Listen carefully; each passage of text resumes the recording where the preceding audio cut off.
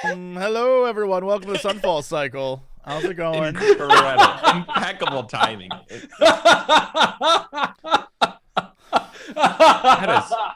is a gift. That is a gift that you have, Jesse. I'm aware.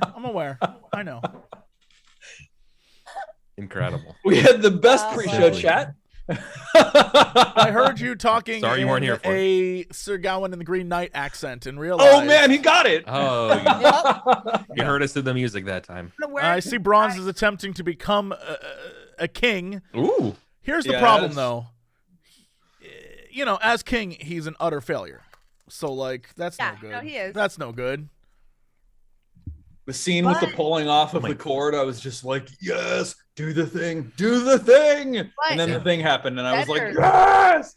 I mean, you'd obviously be better. I would argue it's better to dive a kingdom into ruin and die a horrible, honorless death as king than to live as a nobody. That is not who he was, though. He wasn't a nobody. What?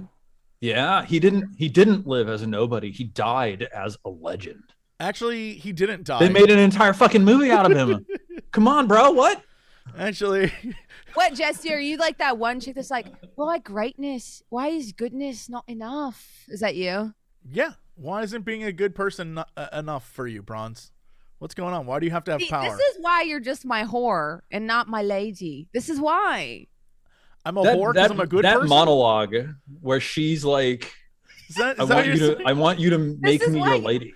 Yeah, this is why you're not my lady, Jesse. This is why you're just my side piece. Look, and that's why you're getting jerked off on a bed by some witch who is definitely...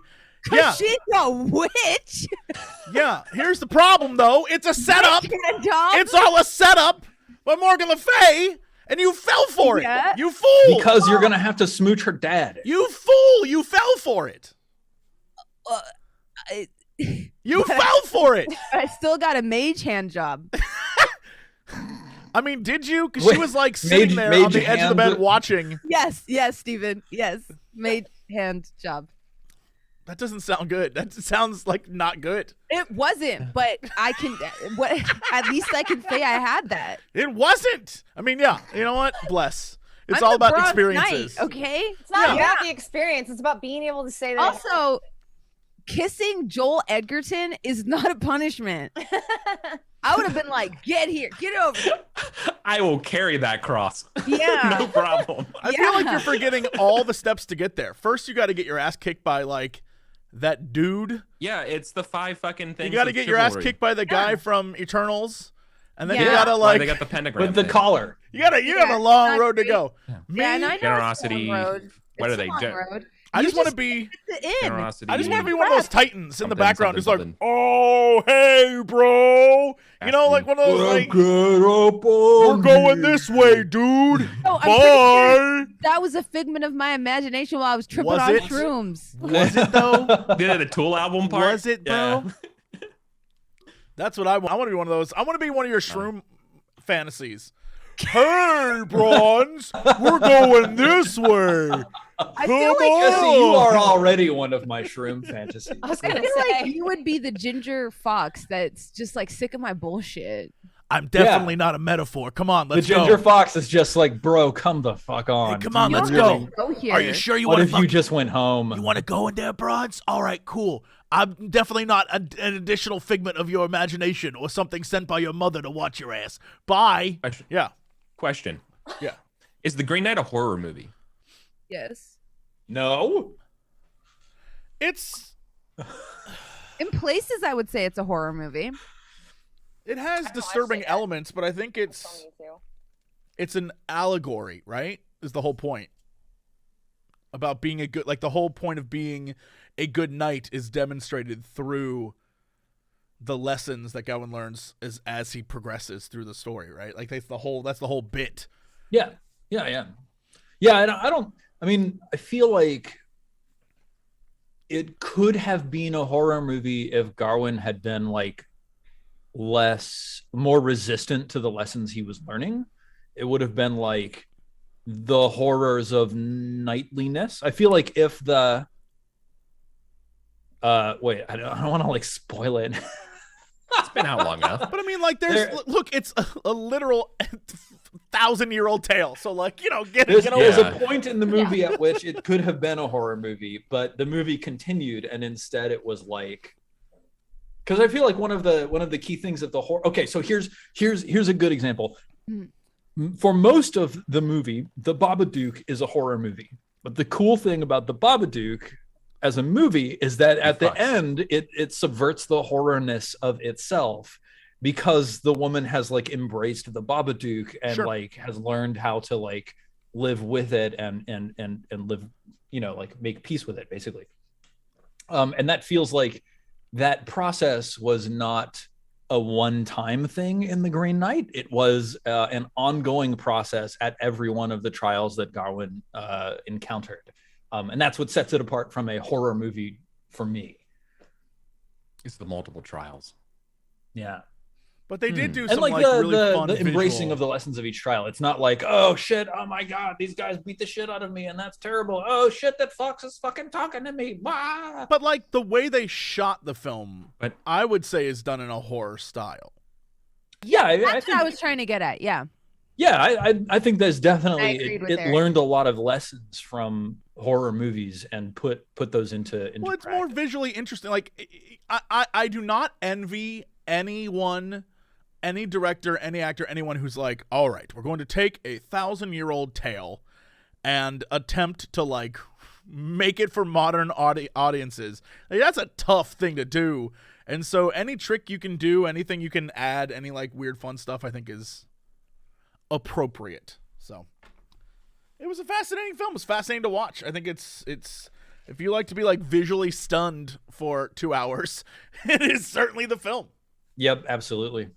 I think like I love A24 films because they make me like realize like which friends I can understand more. Because like, okay, not saying like, oh, if you don't like Green Knight, I hate you. But there were so many people that hated the Green Knight that I was like very confused. And then the other one that like really separated like people that I understood from people I didn't was Midsummer, and people that thought that ending was a positive ending for the protagonist. I was like, being brainwashed and inducted into a white supremacist cult was a last girl good ending for you? How you thought that was a good ending for the protagonist? I feel like those are those are like okay. Interesting.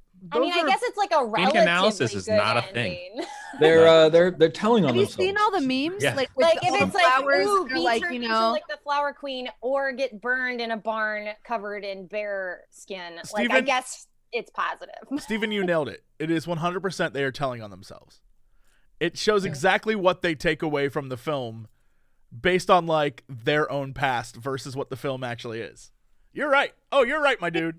They include her with a bunch of other like women that survive horror movies and like win, if that makes sense. But they put her in there, and I'm like, he doesn't win. I don't understand how people assume surviving a horror movie is a win. That's not a win. Have a happy ending. That's not. It's not. Oh no, but mental health never gets fixed. Like that's like what? Like even. Wait. Bud Prince is bringing up the best possible debate of this topic, which is the ending of The Witch a good ending? No. I didn't make it through. Yes, it obviously is. No, it's not. What are you talking about? It's obviously a good ending. What? No, it's not. That movie, like, yes, oh my god, it is. Holy shit. Okay. Here's Steven's thesis about why the ending of The Witch is a good ending and a win for the daughter instead of being a bad ending. And like total respect to everybody who believes the other way. It's clearly written to be a little bit ambiguous. But if you look at the narrative of the story, this young woman is living in like a horrendously oppressive Christian society where she's like confined by strict gender roles, strict familial roles, strict religious roles. Yeah. And the entire movie is about the way these things impose like grinding pressure on all of the people in the film until by the very end, she says, fuck all this. This all sucks. You can all die. I am leaving this horrible space and I'm going out and being naked in the woods with the other women who have rejected all of this. That's great. So to me, it's like, this is obviously it's a good liberation for the protagonist. Yeah, it's liberation. It's liberation. Okay. Now, like to a certain extent, yeah, but Prince is saying she just traded one patriarchy for another one because she had to sign her name into the devil's book.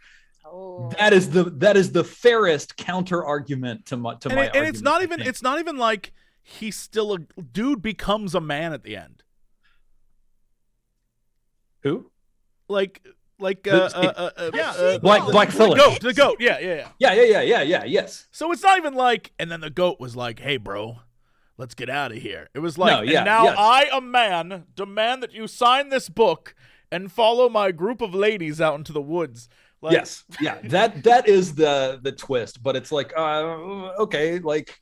I think the reason that wasn't my takeaway from it was because I feel like any type of like recruitment that is built out of duress is almost never good. So like, it's like the Christian missionaries that come to India and target like the most vulnerable poor populations and give them access to food and school and all of that, and then are like, oh look, these children are magically Christian. We didn't force them in, we just like raised them in schools where they were indoctrinated to be that, but like where we fed them and clothed them as long as they read the Bible. Like yeah. So it's like, oh well, if you take somebody that's in a horrible situation and you say, well, here's a slightly less horrible one and you just have to follow what I do, then it's like, well, you're not that, like, all you have to do is just go to this other cabin and steal a baby and smash it into a paste and then rub it all over your skin. That's all Satan asks. You're free. And then you're free. That's it. That's the only price. Is that how it works? That's a pretty low price. Is that like a Black Friday deal? That is not really a promotion. Nice. That is a lateral move. That is a lateral move. Yeah. I just like Brit's like, that is a lateral move. That is a lateral move. I mean, I guess you could argue it's positive that she got out of one bad situation that she knew was bad and moved into a new situation, which was probably bad, but she hasn't confirmed it yet. And then when she It's true. We haven't seen the reality. You know what? I think that deal with the devil's going to work out for her. I'm just going to put it out there. It never does. That's usually how it goes. I think that's how it goes every time. It never works out. This time though, I bet. This is the time. Have you read about Satan? Have you read a Satan? Have you read a Satan? Have you read anything about Satan? Ever? It never works out. That's his whole thing. That's Satan's whole thing. Satan's whole thing is like, I'm gonna fuck you over. Like that's what he or she or they do. That's what Satan does. It's fine. That's who Satan is. But you need to accept this reality, Jesse. Milton. But like, what if this one time though? What if this one time? This is how people lose their souls. So right, wait a minute. What about in The Devil Went Down to Georgia? Oh, well, here's the thing though. In that song,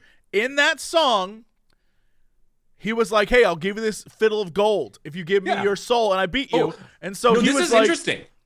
He was like, "Okay, sure." And so he got out his fiddle, but the devil brought a whole band, bro. The devil had his fiddle plus a demon band. Hold on. There was another part of that text that we have not yet examined. He was in a bind, and he was way behind, which means he owes somebody something else. And now, who owns the devil? Oh, There's he clear probably implication doesn't that owe he is one person. I feel like he probably owes like a gang of demons, like his little demons or whatever. Maybe this wasn't Satan perchance, but like another of the lesser demon lords. It was just a devil, not it was. He is described as the devil. The devil went down to Georgia. It is right? the devil. It's not and devil. But point of order here, where I'm reading the lyrics, the D is not capitalized. Right. That's true. Ah, interesting. Yeah. Okay. So this could be any old devil who went to Georgia. And you know what? He was probably like, the boss says I got to get some souls. Yes. I'm going to take yours. And he's like, he's a union man. Yeah. I bet it's a demon who's telling everyone he's the devil because he really needs to pay. A demon would. A demon would. They totally would. I'm Satan. Give me your soul. Absolutely. Yeah. And he screwed up. I up. need y'all to know that you're just inspiring me to make one of those fan cam videos of a Cuphead set to like the devil. Bam. Yes. Yeah, with their little finger guns. Cuphead and with Mugman. Yeah. I just need you to know that song has some of the best, worst lyrics ever in a song ever. It is truly enjoyable. I told you once, you son of a bitch. I'm the best I'm ever the best was. there's ever been. Yeah, like what a great, like I don't know, what a fun song that is. It's so dumb. But yeah, that's where we're at. Steven, take us away from this. Why on earth? Why on earth would I do that? This is like the top A+ 5-star Sunfall Cycle podcast we've had in a long time. But like for real I though, love talking about movies with y'all because you're not just like, well, that was a good ending because her boyfriend was mean to her, and I'm like, she was indoctrinated into a white supremacist cult. Right, but her boyfriend got what he deserved. But so... she's But had it no was option hold on. to say I want no. Okay, I want a polka version of The Devil Went Down to Georgia where it's the country Georgia. What? That's what I want. The devil went down to Georgia. That's why doesn't that exist? He was looking for soul. Devil found no soul. Song over. 0 souls for devil. Song end. That's it. That's the song. It's 3 seconds long. It's weird. That's how it goes. The polka version's like very short. It's strange. Yeah. I never know where these things are going to lead to. We're like, let's talk about movies. None of us do. Who is Satan really, though? Who is he? So yeah, okay. Well, now he's reign on we your could wedding go day. back to the original origins of Satan and debate whether or not Satan was in fact in like a coercive circumstance with regard Satan to we his know is relationship Milton. with God. He's 10,000 spoons when all you need is a knife. The Satan we know is Milton. That's it. Like most of the stuff we know about heaven and hell is all like books and not like, you know, Not the book. not the book. Yeah. Yeah.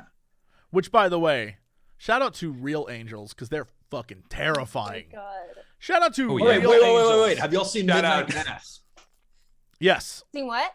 Midnight Mass. Oh, my God. Oh, yeah. I loved it. It was so good. I haven't seen it yet. Oh my God, Come on, Bronze, Mike you got it. Flanagan. He paid for You me to got go to Horror Night at Universal too, incidentally, through a series of people. So thanks, Mike Flanagan. yes, Butt Prince. Pigs. That's a real angel. It's a slow That's a burn. real angel. I love that Rahul Kohli's becoming like the DC like king of horror. I know. He's killing it. It's awesome. It's like he seems very charming as a person too, which I just enjoy. I also love that he doesn't put up with bullshit. And I love that because of him, we're finally having the conversation about like, because there were people that had opinions on, you know, him playing like a Muslim, like Pakistani guy, I think it was. And I love the conversations that came from that because he did not shy away from being like, there's nothing wrong with playing a Muslim. Also, like, I'm Indian and Pakistani. My grandparents are from Pakistan. Someone was like, well, on Wikipedia, it says they're from India. And he's like, that's because that's back when India was Pakistan. And I have to have the same conversation all the time when they're like, aren't you Indian? I was like, my mom's side of the family survived the partition. So talking to people who had to leave a country because it was no longer their country about how they identify is a very complicated subject. So although they're technically Pakistani, a lot of people in my family aren't super proud of that because they almost got gunned down and killed for being in that part of the country when the border was drawn. But I also love that, like, Thanks, UK. right? But I also love that he talked about like how like he should, like, if he does his research and consults, he should be allowed to play Muslim. Because I've had this argument as well where I'm like, you have white people playing Christians and they're atheists. You have them playing Jewish people and they're Christian. Like, but for me, being a Sikh person, apparently I can't play a Hindu or a Muslim or anything like that, which is freaking ludicrous because in Bollywood we do it all the time. I was gonna say, unless there's like, Not a I mean, thing. I don't know everything about, you know, Like, this is the not Muslim a thing. religion. If there's something about it in there, I get it. But like, if there's nothing that's explicitly like says I that, don't- you're right. I don't know like, why people in Hollywood feel or people that consume Hollywood feel the need to like speak on this. Like, stay in your fucking lane, know your place. I mean, I guess I could see if like someone's playing a Muslim and it's like the content is like shitting on like being a Muslim. Like that's fucked up. But like I felt like it was a very robust and and very respectful. Like honestly, I haven't ever seen Islam portrayed like that on screen. That was really, really awesome to see. I feel like that's to a certain extent. I feel like some people try to apply their understanding of social justice in one area to another area that is not really analogous. So like, for example, everybody recognizes that Scarlett Johansson is probably not the ideal Asian actress to cast in all of these anime remakes. Whoa. Right? And it's very reasonable to say like, why do we whitewash this? Why do we constantly cast people with lighter colored skin or even white people in roles that were originally for brown not people? Be the Prince of Persia. Right. Yeah. And then it's easy for people who are passionate about social justice to say, well, if a white person can't play a black person, then obviously like, a Christian shouldn't play, a Muslim or a Jew or whatever. Like it's the same, but I think it's not. I don't really understand that nuance myself because I'm not educated and I am just like an atheist from a Christian background. But like, I feel like that's just one of the challenges of social justice conversations that we just have to keep having, basically. Mm-hmm. Yeah, like even Kumail Nanjiani, like Pakistani. To me, like we all call ourselves Desi, like most of us, because we all like understand that we're all from like the same subcontinent. So we have a word that's all encompassing for it, Him playing a Hindu Indian in Eternals does not bother me.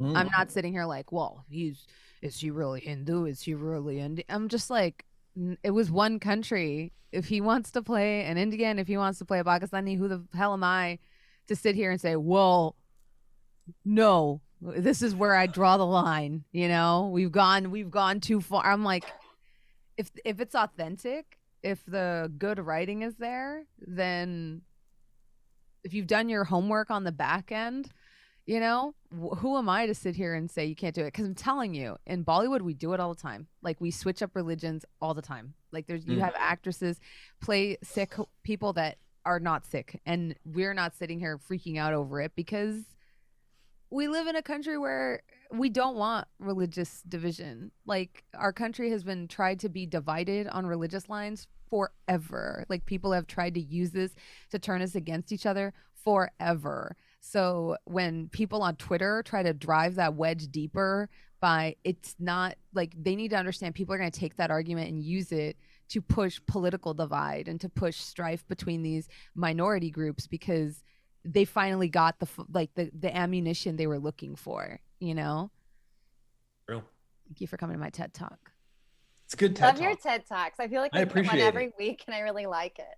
It's like weird that it's free. It's the best part of the Sunfall Cycle podcast. I still can't believe you attacked Jake Gyllenhaal like that. Like, how dare you? He should not be the Prince of Persia. How dare you all attack Jake He's Gyllenhaal? The Nightcrawler, and that's where he belongs. Yes. How dare you? Creeping around the streets of Hollywood royalty, Jake Gyllenhaal. Royalty? How dare you? He's just a guy, Jesse. How dare you attack Scarjo? How dare you? What else has he been in recently? Jake Gyllenhaal.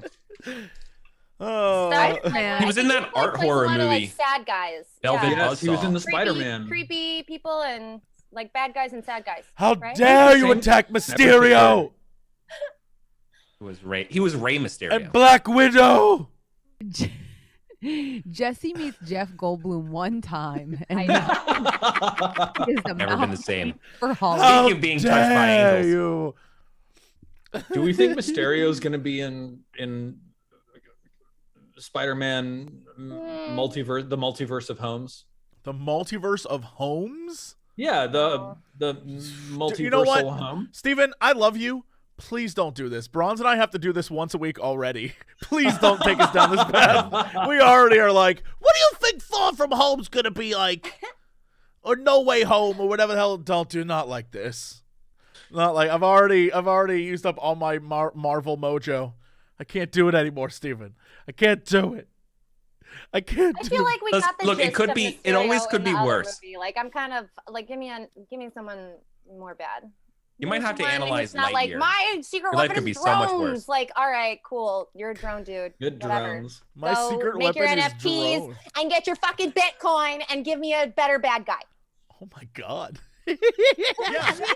We need the Didn't know bad I guy had an opinion on back this till you What asked. is- who Now I doesn't do. want to cure cancer, who just wants to turn humans into dinosaurs. That's what we need. Molassy. What You happened? know, you know how you could tell I was having trouble sleeping last night? I went on the MCU crew comments, Jesse, and just started debating with people. Why? Oh. Why That's do you do this? Bold move, Bronze. Slept like a baby. Someone was like, it's clear that these people just listen to the critics. And I was like, so we had a 3-hour discussion expounding on our points, and you think we just went with what the critics said? And then they Next wrote time, this Bronze, you entire should just show up paragraph. with a piece of It paper was like and read what this they big, say. and I was just like, too long, bro. Not reading all that. Happy for you or I'm sorry. happy for you. I don't know. Happy for you, or or sorry I'm that happened. sorry, or I'm fuck you. sorry. Goodbye. Yeah, nah. But I was like, I was going in there. I was like, actually, that's not what we said at all. This is defending. If you watch Fuck the video yeah. at 2 hours and 47 minutes, you'll see. Yeah. I was defending y'all, starting fires with people. One long. Why would week. you? Don't do that. Don't not like this. Why? Not like Why this. not? Let her do what she wants. Woman's got to get her beauty sleep one way or the other. Yeah. And then I slept so well. It was like, I can't. I'm sorry. I can't be a part of this anymore. Like I just. why? I can't. I'm too Hollywood now. I've become far too Hollywood to shit on my new Hollywood friends. Your new Hollywood friends, including Jake Gyllenhaal. No one talks about my Jake like that. My Mike- Jake. My My- All right, everybody, welcome to the Sunfall Cycle. What happened last week? That's How what dare happens when we you? Start the show when Jesse wants us to. He starts yelling about his boyfriend. Yeah. Look, all I'm All the saying time. is this exists, and y'all don't get it. You don't get this. I'm just stick that on the screen. Put this right here, just right in the middle, so everyone can just see this. Look, Oh my god. this exists forever. Forever, this Jesse's exists. gonna fucking send that out as his Christmas card this year. This And is gonna put it on my tombstone. This I is thought it me. was going to be a gif of like, you know how like No. Alan he's just Grant a is man, Jesse. how Yeah, Alan but, Grant is like- leaning up against Ian Malcolm's chest as he's breathing and like I thought it would be a gif of Jesse leaning up against Ian Malcolm's chest and going, That would have been really good. Jesse, why didn't you do that? You know So, what? chat. Because he said to me, "Don't make it weird like the time you did it with Jake Gyllenhaal, and you put your head on his chest, and he loved it." Jake Gyllenhaal and I, that's the thing we share together: chest head time. Chest head time. chest head time. You know what, Britt? Yeah. Shut up. It's the most intimate what? time You a man can share with another man. You know what? Everyone, shut up. Let's start this thing. Okay, so here's what happened last time. What All right, happened, story Eric? time. Hit us, He Kairos. leaned back on the rainbow. Okay. Spring Girl told us that House Oh, yeah. Kalaka, which was smote by House Arabist, needs our help. The two children and their sort of roundabout of miscreants in the city of Fulcrum are running out of a precious resource called oil. It's the equivalent to their water. So we need to get it flowing again. We were trying to go up a tube That's or a right. mine shaft that was 30 degrees. The hot we- mine shaft. Yeah. We fucked up some fire bears in a trash can.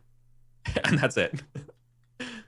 It's Yeah. true. You fucked up some fire bears in a trash Sorry. can, and My- you got yeah. a big plate of metal that lets you ascend up the trough that used to carry the funicular. oil down. Yeah, Yeah. the you've created a telekinetic Telekinetic funicular. Amazing. Mm. So here the four of you stand. Kairos at the front of the scrap metal funicular with his hand stretched forth and his telekinetic ring glowing blue. As you Baja slowly- Blast, not blue. Baja Blast color telekinetic ring. as you slowly slide your way up this trough. Now the rim of the trough on either side, it's a 30-degree angle that you're going at. But if you look to the either side, the rim sort of like is at about nose level, so you can like just see over it, but you don't have like full vision like down the bottom 180 degree of the horizon, really just the sky above you and off to either side. You had also asked Spring Coil to gather some information for you. Specifically, why was the queen here? What exactly does the Periapt do? How does this realm relate to our own realm? And what home advantage can we gain here?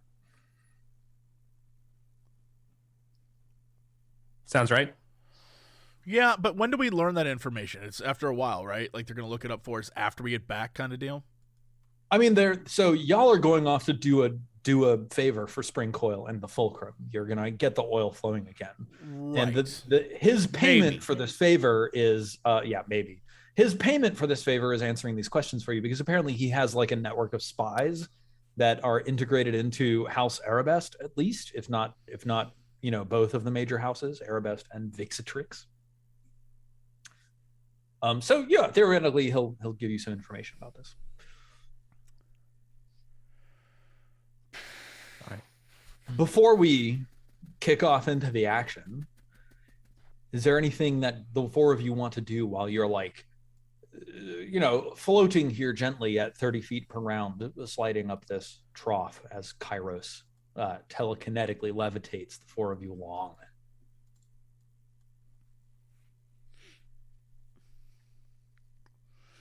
I think we kind of did everything we needed to do along the on the process of getting there. Obviously, I'm not a fan of this mission, but I'm still in it. Cool. Okay, sorry, I was distracted because people don't respect that Wednesdays are my day off. What are we doing? I am so sorry. What? People don't respect that Wednesdays are my day off. Bronze, we're on our way up the ramp, basically, and Steven asked if there's anything we want to do while we're like on our way up. Nope. Negative. I don't think I spent any spells. I was just really smart not to do that. So. I guess Steven, since you mentioned it, after 6 marriages, you still don't know me at all. After 7 marriages, they'll still laugh at you. Don't worry. Wow. That'll never stop. Aww. That'll never stop. Oh, fuck you. Steven, can I just like look and see what I can see like over the rim and just out and around us? Is there anything to see? Hum. Yeah, is there anything you're looking for in particular? I guess like bad guys or like clues for like, is there something else going on here that we weren't told about? Like, I'm just looking for interesting activity, I guess. Yeah, awesome. Roll a perception check, and I will tell you what you see. This is interesting Based activity on- while we're going up the ramp. Yeah, Yeah, like, you you can, know, kind of see over the rim, but The translation time along the tube takes quite a while. So the question is just kind of like, while you're standing there, before we do a smash cut to the next trouble y'all are in, is there anything you want to do? So, Ankara, are you in elf form right now? Yeah, remember I turned into a bear because we thought it would work, and then we realized it didn't, so we retconned it. Yeah. Well, that was all a figment of Kairos' imagination. As he was imagining like how cool it would be if he had a ring that would actually levitate a bear, but he doesn't. So here we are. Awesome. So 24, pretty fucking great. God, you have incredible perception. I think you get a couple of interesting things. So like, as you look out over the edge and as you sort of like lean up on the edge, like you like, I'm imagining Ankara like slides her hands along the wall of the trough to like grease them and then uses them as like a lever to look up over the edge while still keeping her feet planted. So like the grease helps your hands just slide along the smooth metal. You don't get hurt or like anything like that, no like metal splinters. And you're able to like look down more than you can from just standing on the platform. So as you're looking down, you see two things. One. Oh my God, how do I describe this? You see a brilliant blue, like lens flare, basically down in the depths where there's like, you know, it's like a 4-pointed lens flare just sort of like burning in the depths of this space. And you're looking down through like arms that are shifting, you know, like clockwise, and like gears that are rotating in rhythmic times, and you're hearing the constant, you know, clack, clack, clack of the world around you. So it's not like you have a clear vision on this, but you see this like brilliant blue light from somewhere deep down in the depths. And then as you're watching, you see like sort of a gray veil that gets drawn over it, and the blue light dims and fades until it's just it washes away in a cloud of gray. And as you watch, you can see like tendrils of this cloud sort of like questing out up higher, or like curling around columns or eddies or things like that. It's clear to you that this is the iron wind that you encountered earlier, just sort of like swirling through the depths. All of this is very, very far down below your current altitude. So you're seeing stuff down in the distance. Okay. So that's what you see in the distance down below. Two, as the four of you sort of like levitate up this tube, you see just like a handful of like silver nozzled faces poking around columns and like through the holes in gears and stuff, of these like borer centipedes that sort of like peer through the hole of a gear, peer at you, and then like retreat, and then like continue on sort of in the line of movement that you four are traveling along, and then peering around, you know, some rotating column or something like that. Like a tail appears somewhere and like, you know, it drills a hole through and peers at you and then comes back. There's a couple of them. You can't get a good read on how many of them there are. You never see more than 3 at a time, but it seems probably like you're watching more than 3 of these creatures sort of try to keep pace with you. Finally, the last thing that you see, I think, is sort of like as you come to what is probably the end of your funicular ride. That word is funny. I'm sorry. Funicular? Yeah. What's so funny about funicular? Yeah, Bronze. Put the fun in funicular.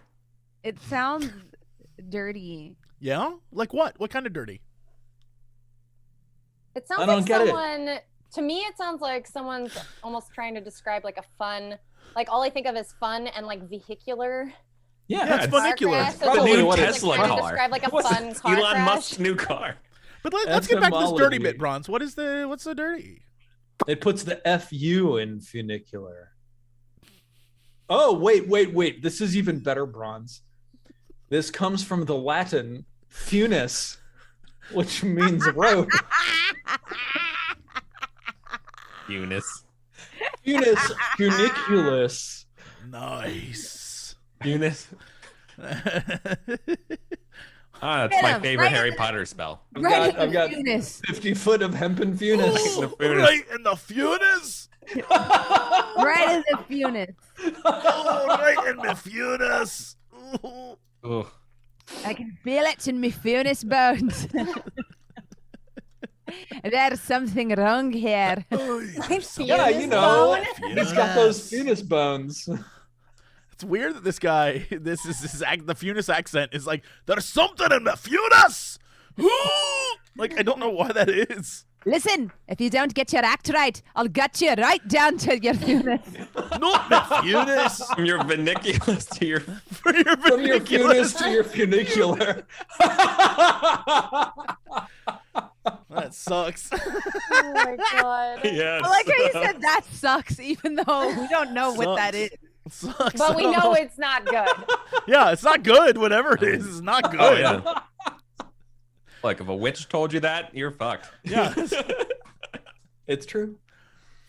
Holy shit. Okay. So we're reaching the end. We've gone from the Funis to the funicular. What's happening? Yes, as you ascend from the Funis to the funicular, you gaze out. And okay, how do I describe this? There are like, wait, how many of them? Wait until you have to learn that we're gonna have to lay pipe to fix this oil. It's true.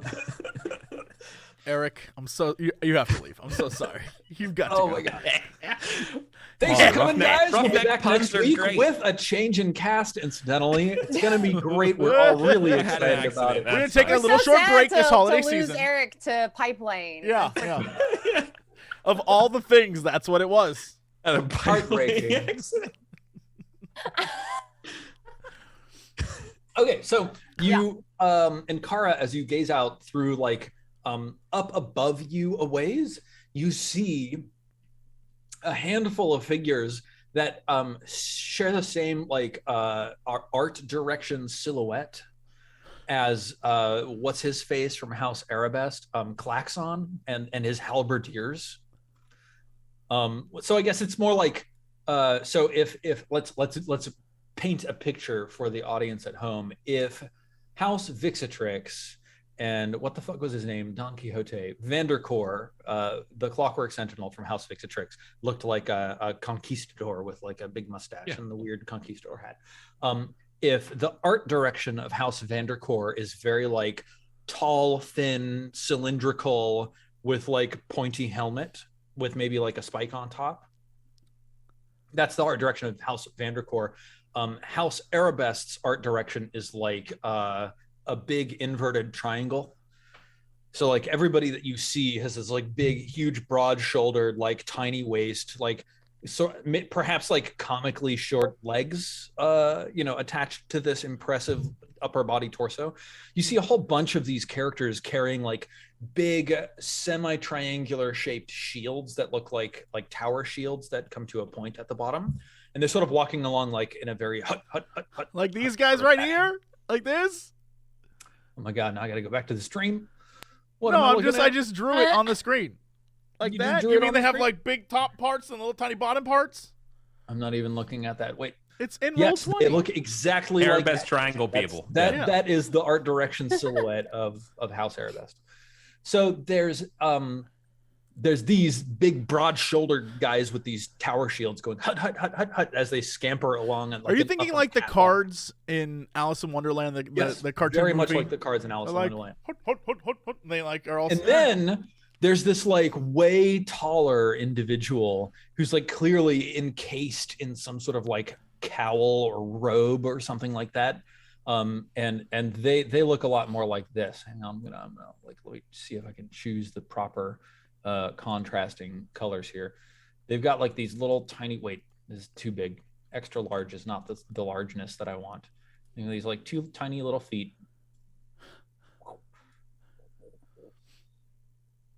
These two tiny little feet.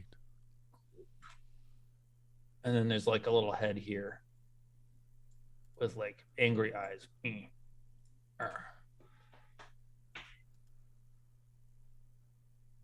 So there's a whole bunch of the hut bros walking ahead of and sort of guarding this like big, tall, like pointy cloth pauldrons bro, who's walking along with them.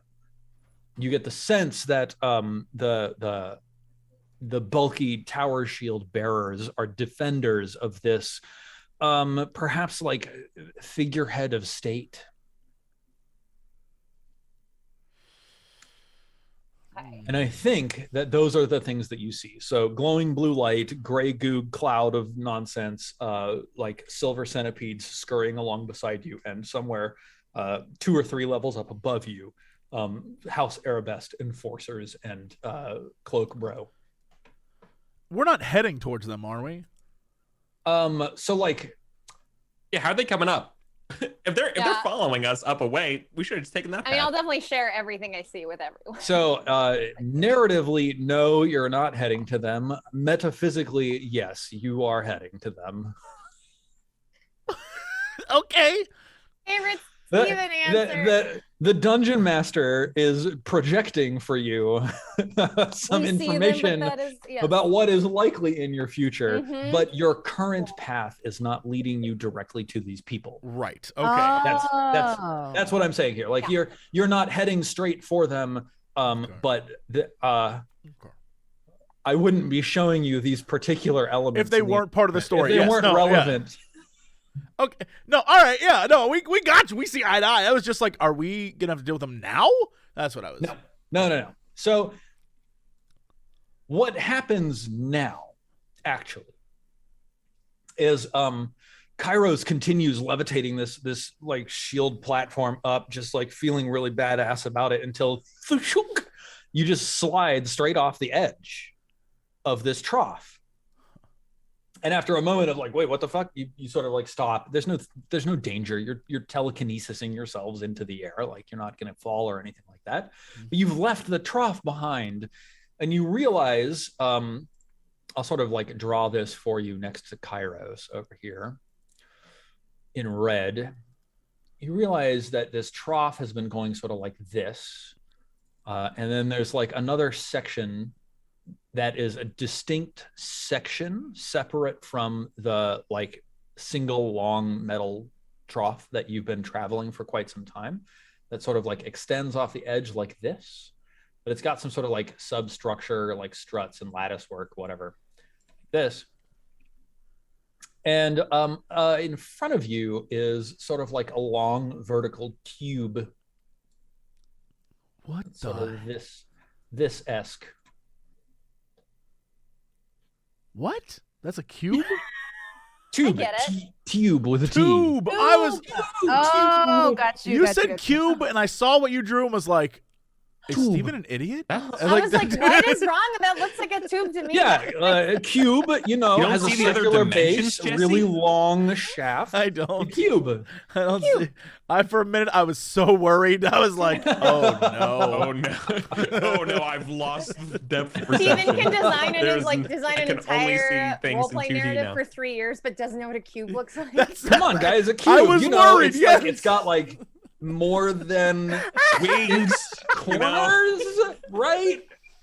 I was worried. It's Latin, lots of eyes. Yeah, you all know what I'm talking about. Be not afraid. Like he knows, he calls it a fucking funicular, but is like, what's a cube? Like That's again all the reasons why it was so worrying that he said cube, and I was like, is this a cube? tube. Gotcha, tube.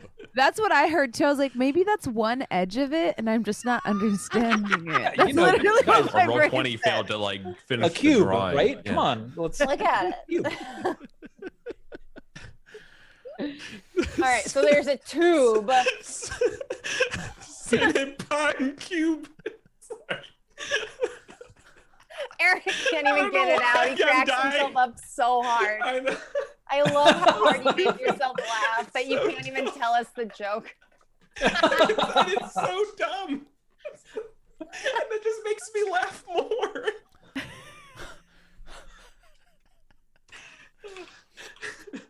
I'm sorry. Okay. Anyway, there's a tube. Yeah. Yes. So you sort of like scoot off the edge of this like hot pink section that I've drawn that has like this lattice strut work that's holding it up. And you look below and you realize that like the bottom of the tube that you're looking at is actually like open and has like a tunnel in it. And this is a tube just to like really get this correctly. Does it extend further down this way? Oh, I didn't know It that. ends where I've drawn. So it's a tube, but the bottom is here, but the top goes up, I assume, indefinitely because of the... Yeah, like it's hard to say if it's indefinite literally, but from our point of view, it goes on forever. It vanishes into the heavens through like the intervening gears and clockwork and stuff. So you can't see the top. Yeah. I think even though I am not the least thrilled about this, I think Sark would kind of push his way to the front and attempt to ascertain what the hell was in this cube before, or not cube, Jesus, tube, before anyone else goes in. Just because he said there was a doorway and then like a tube that goes up, I would want to know what this is. Yeah. So I imagine that you've sort of like continued your trajectory at a 30-degree angle up, so you can't actually like look down into the tube. But Sarek's got like that eye for detail bullshit going on. So if you'd like, so this is not our stopping area. This is just along the way. Well, so if your objective is to get oil flowing again, then certainly this break in the path implies that no oil will be able to flow here until the break in the path is repaired. So we do have to lay pipe? God damn it. Never say I didn't give you anything, Eric.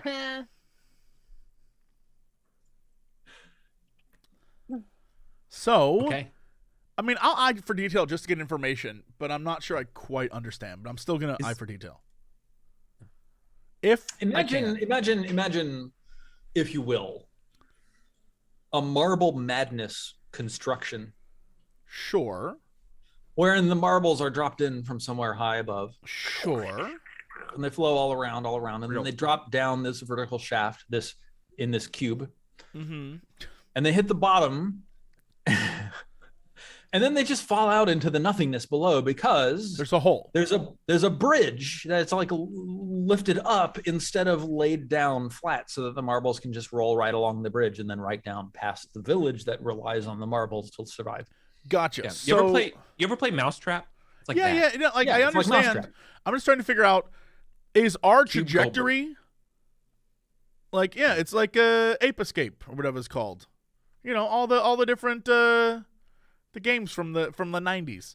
No, this one. Like we're going, if it's here, are we going past it or are we stopping here? I mean, so like there's a tube like this. Yeah.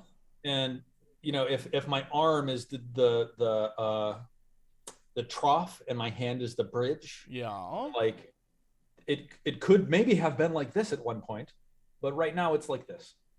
So, but we've stopped here. You're at my fingertips. And so the objective is we're trying to boop. If there was a way to make it boop, that would be certainly advantageous for the flowing of the marbles. I feel like we are about to like. I can make it. I can make it boop. Boop it. Make it boop. Go. Okay. So one of the things I'm not clear on is where can we stand that isn't on the boopable boop. Well, you're on a telekinetically levitating platform. Well, see, that's the. I guess I probably should have led with the plan then. The plan is then I could just telekinetically bring the boop down. But you're trying to find I can't. A vantage from which point you can boop the boop. Whoa! No, Yeah, you correct. sloop the boop. Trying to You tell don't the boop the boop. That doesn't make any sloop the sense, boop. Steven. What do we have to do? We have to move something? You have to boop the tube. No, you sloop the boop. The tube gets the boop. And then we should daisy on Form back. the cube. What was it? Slapping. No, slop and bop is fight terminology Slop and only. bop. Come on, Okay. keep up. Thought you guys knew D&D. Can someone Kairos. answer my question Real. for real Fuck. though? Dude, I don't play 5th edition. I don't Sorry, remember. wait. Britt, Slap and bop. I don't think What's- I know. What's your question, Britt? I'm just trying to understand what the fuck we're supposed to do. Move something? Yeah. So with a little more investigation, like floating around on your disc of Siege, you can see that this bridge end that levers up and down is actually like a bridge type object on a hinge. Mm-hmm. And it was at one point lowered so that it connected with the base of the tube in front of you. But right now it's raised, and so it's so we just need disconnected. to lower it? Right. So that's the question, is like, oh, how can we make this happen? And Kairos is saying, well, maybe I can just use telekinesis to lower it. What if I cast heat metal on it and we just melted it and then I stopped casting it? And then we just start, then we just start jumping on it so it starts banging down. Yeah. Just heat metal and then blast it with water. I don't know.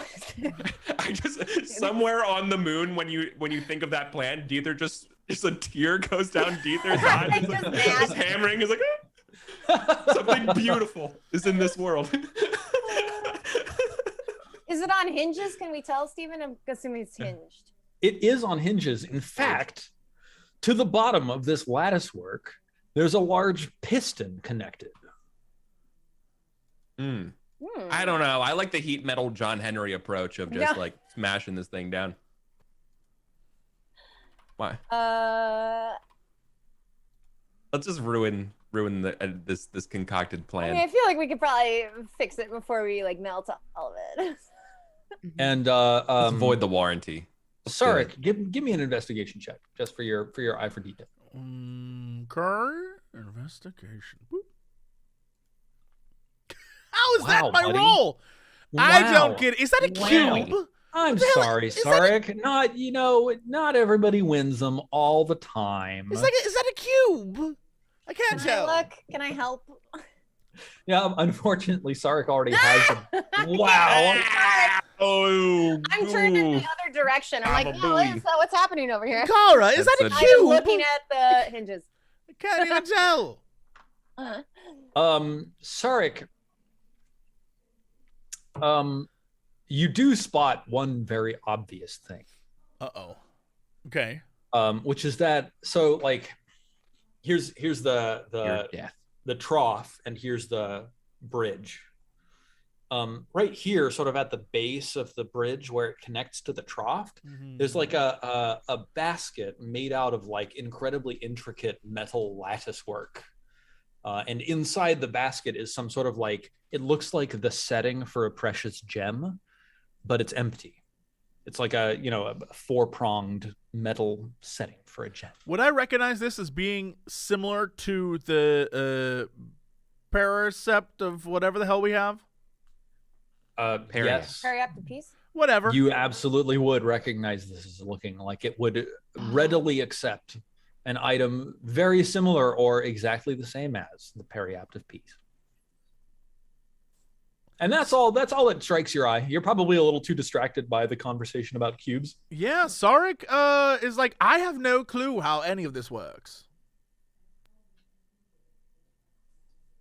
Can't figure it out. We've been with you enough to know that you have an idea, right? I guess you'll have to roll to find out whether I'm lying to you or not. Steven, can I just put the periapt in the thing? You wouldn't know. You wouldn't know. Why won't you tell me? Just tell me. But I'm so sorry. I'm not going. Oh my God, I'm so mad. I'm like not looking at it. I will turn this vernacular around, children. You wouldn't even know. Play the character. Play the character. You won't even know. I'm standing there openly. I swear to the moon. I swear to the moon. We will go home and there will be no chicken nuggets. No, you wouldn't even know. You think I'm kind, friendly Sarek. You don't know any better. I am the emo kid on the road trip. That's like has my Walkman in. It's like this tentacle band where one sucker goes in one ear and the other one. And I'm listening to like music that sounds like it's playing backwards because I am too cool to be a part of this. Sardaukar chant. Basically, yeah, basically. Yeah. Sounds like something old-timey that you'd hear on a gramophone, except, backwards. Awesome. Yeah, Sarek is 100% not going to tell you guys this at all. Okay. And Kara, your own attempts at investigation, you're having a hard time understanding the geometry of this place. Okay. You thought it was a cube, but maybe it's like a Marble Madness structure. None of it makes any sense to you, and it's hurting your eyes.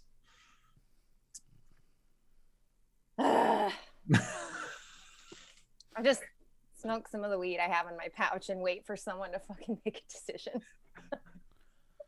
What do you think we should do, Kairos? Frustrated. The only idea that I know is that Ankara should heat the metal and we should all jump on this thing. Well, if that's the plan, I'm 100% in. Well, lack of any better options, I guess brute force is going to have to be the only one. Only we had another plan. I can't think of anything, unfortunately. Mm. But I'm here to follow whatever you would like to do. Steven, can I roll for bullshit? Please roll for bullshit. So I dare you. Just so you know, Sarek's non-compliance notwithstanding, the heat metal plan is as likely as any other opportunity to bear fruit. Let's fucking go. Based on the outcome of your dice rolls. The only consequence, of course, that you think of, like, so here's the deal. A quick glance at this thing reveals, okay, there's some sort of like bridge on a hinge and a piston down below it. So at face value, those of you who do not immediately see the basket think there's got to be some method of like hooking up motility to the piston so that it moves again. So you have a suspicion that there's some kind of way to activate it. Two, you probably can legitimately cast heat metal and like compress the piston to the point that the bridge goes back into position. The only possible consequence of this is that you won't be able to like manipulate this up and down. It's just going to be down forever. Yeah, it's which, fused. You know, yeah, which from the perspective of y'all as like, oh, we want to make a smooth path so that oil can flow down here again. Like maybe that's not a big problem. Maybe we just flood the fulcrum instead. Right. Just you want look, oil? They wanted oil. They got oil. Infinite oil. You know, we're like the delivery people with you asked for oil.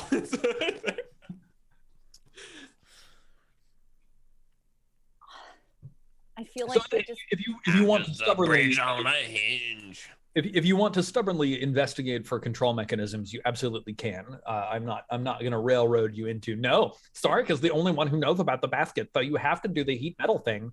Speaking of mechanisms of control.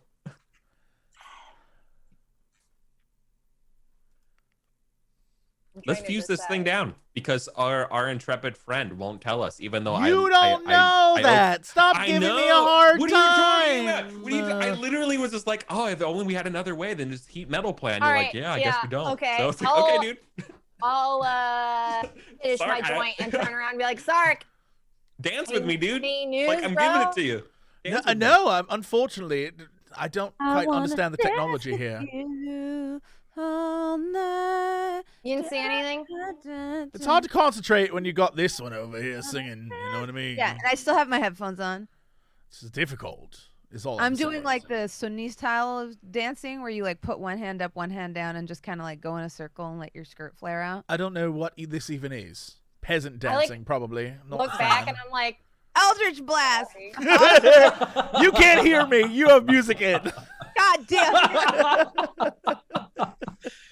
And Kara, what is it you're doing? I mean, when he says she's distracted, I'm just like, she's happy. There's nothing wrong with that.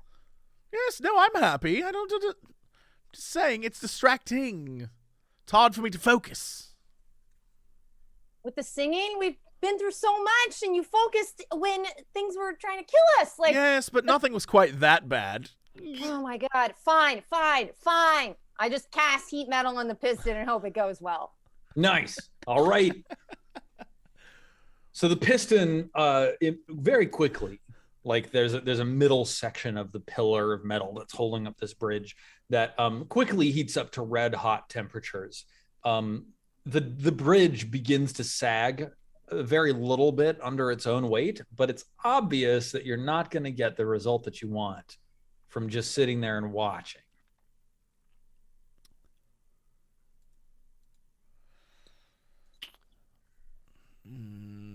Well, this doesn't seem like it's working at all. No, that's why I asked for anyone else's help.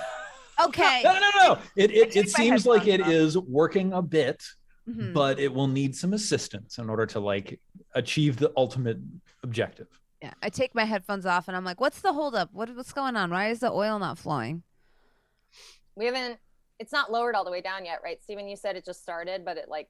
Yeah, it instead of being like a nice vigorous 30-degree angle, now it's probably like a disappointing like 28-degree angle, but you want it to be like a satisfying 0-degree angle. Gotcha. The piston keeping this bridge up. We're trying to heat it up so we can bend down this bridge, but not enough heat. All right, This world, see this metal. what I might have. Is the piston like electrical in nature? Like, is it machinery? It seems like is it electrical in nature? Like, no, because it seems like if anything here is electrical, it's going to be like the cog heart and the periapt and like other items like that, but they all transfer their energy directly into like kinetic energy in terms of like gears and pulleys and levers and stuff. I'm trying to figure out like if it's steam, if it's like what's the best way to just okay. Did you all ever play The Incredible Machine? That's what this world is. Okay. I don't know what that is. Incredible Machine 2? All right. Yeah. I dated myself here. Yeah, right. Totally. I don't know exactly how to help. So there's like, a solid column of metal in this pillar, this piston that's holding up this bridge. And the center of it is like red hot and bending a little bit under the weight of the bridge that it's holding up. Looking at it just at a quick glance, like you could try to like fly down to the bottom of the piston and understand how it works and then try to like activate it so that it lowers. And then that would help. The other option would be if you just like carved out chunks of the metal that's red hot. One, that would be achievable because it's red hot and malleable. And two, that would probably like allow the bridge to carry itself all the way down into a horizontal position. Okay. Yeah, because the other thing I was thinking was like acid, but I don't think my acid splash is going to do enough to break through a giant piston. So I think I'll use my Raven Cloak to poof Nightcrawler down and take a look and see if there's like something I can pull or push to help them up top.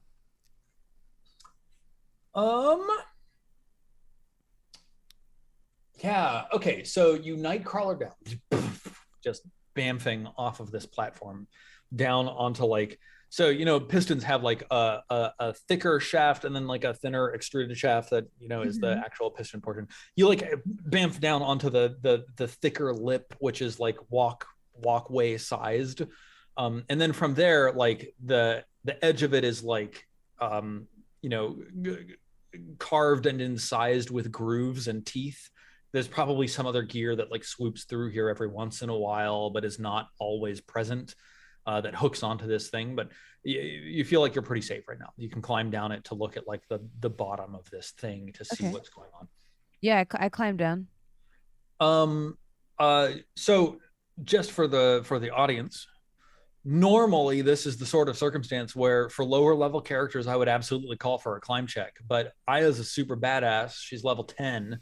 There's no way she's ever going to fall or fail here because she's super experienced. So like, what super cool way does Aya use to climb down the surface of this piston? I feel like she slides down using what do I have on me? I have some cool stuff on me. I think I have like a squirrel suit. Yeah. I feel like I kind of like wakeboard down almost. Nice. Yeah. Awesome. Yeah, you get to the bottom and there's like a larger platform and let me think. There's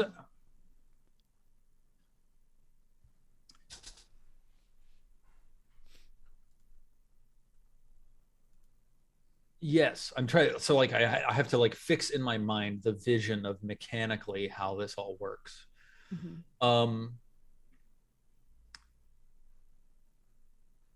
So as you're climbing down the surface of this thing, as you're sort of like one hand on it and like squirrel suiting, wakeboarding your way down the side to the platform below, you can tell that the piston itself is actually already quite warm.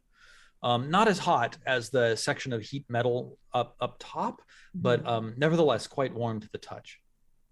When you get to the bottom, you realize that there's like some sort of an engine or device that's connected to the base of this piston that's sort of like spinning gears and like chugging steam, and like it has like pipes and tubes that extrude from the engine and then insert themselves into the base of this piston.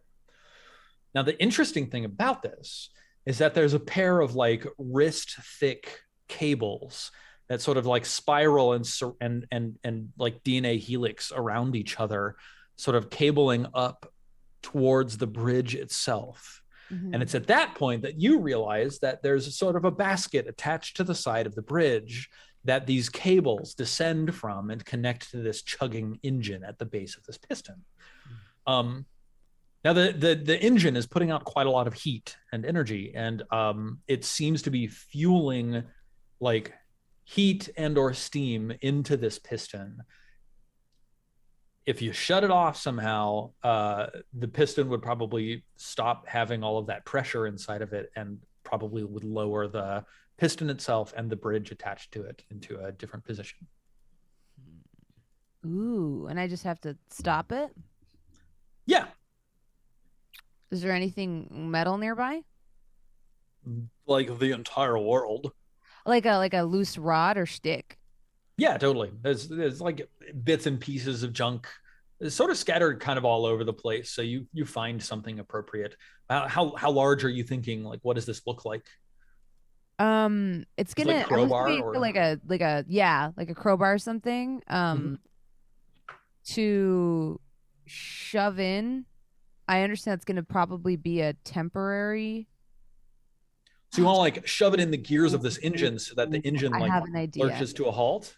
Yeah, here's what I'm gonna do. I'm gonna take my sickle cane, which I haven't used for a while. Shout out to Bloodborne.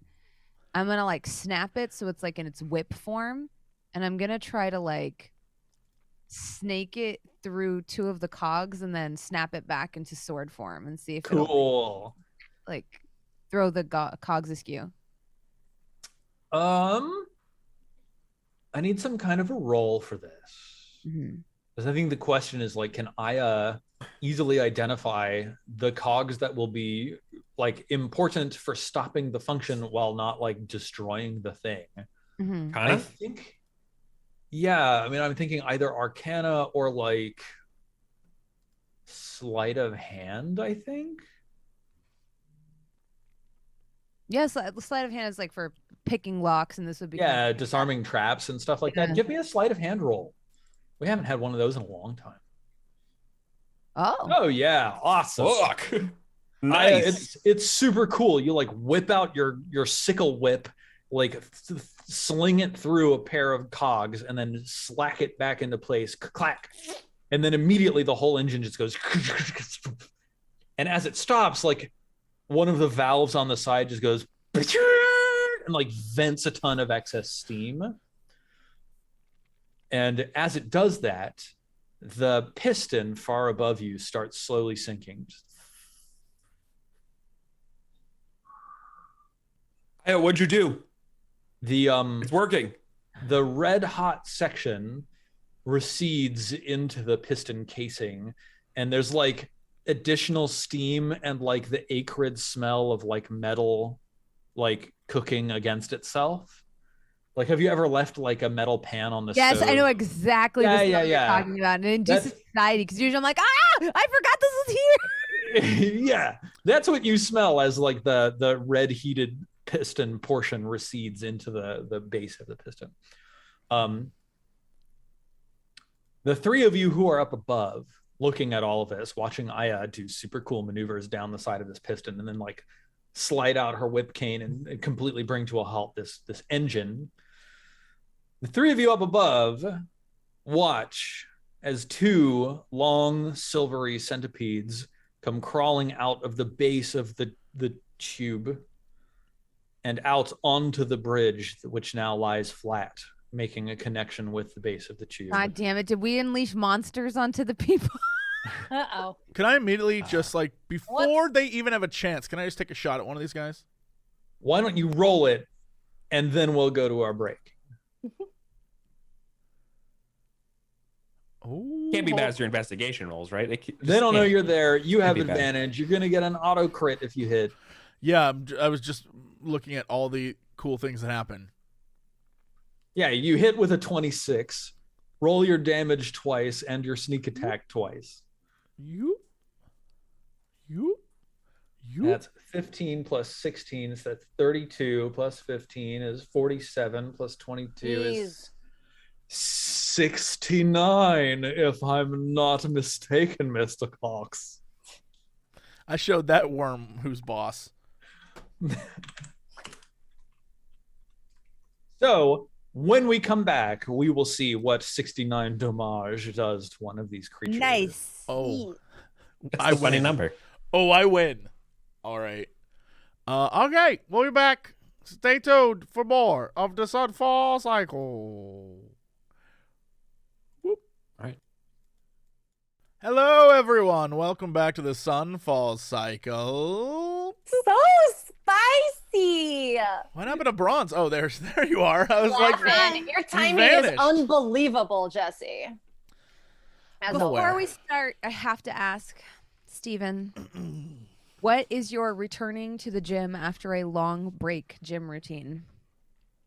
All right, so I found this website. It's called Fitstra, Fitstra, which is a terrible name for a website. Sorry if the owner of it ever watches this show, but it's from a personal trainer who like built this website that's like a really detailed scientific look into like strength and hypertrophy and programming, and also like periodization.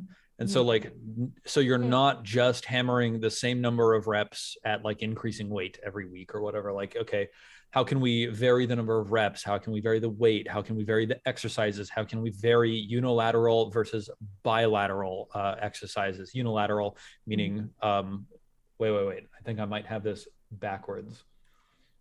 I'm looking it up. Unilateral versus bilateral. Whoa. This is a big guide he made. I think unilateral is like both sides at once, and bilateral is a one specific side. Unilateral exercises. No. It's the other way around. Unilateral is one side. I mean, I get why that makes sense. But... Anyway, he's got a beginner routine that's really solid. It's all like squats and overhead press and deadlift and Romanian deadlift and lunges and just like really good solid stuff. Oh yeah. So like he also has so the beginner routine that he has templates for the Strong app, and the Strong app is one that I've already been using for a long time, so I like just grab those, and it makes doing like what exercises am I doing today really easy, because you just either do the A day or the B day depending on which one you did last time, and it just tells you, it's like, yeah, today you're doing deadlift and overhead press and lunges and chin-ups. Done. So that's really great. Today I woke up, like sometimes I sleep on my back and my back feels a little hinky in the morning. It's kind of like, oh, what did you do to me? I'm 36 years old and it's sad. So like when I was working out 3 years ago, pre-pandemic, Jesus Christ. Right. Yeah, I strained a muscle in my pelvis called, I think, the SI joint, and it was really painful for a really long time. And I thought you were going to say called the funiculus, and I was called the funis. I strained my funis.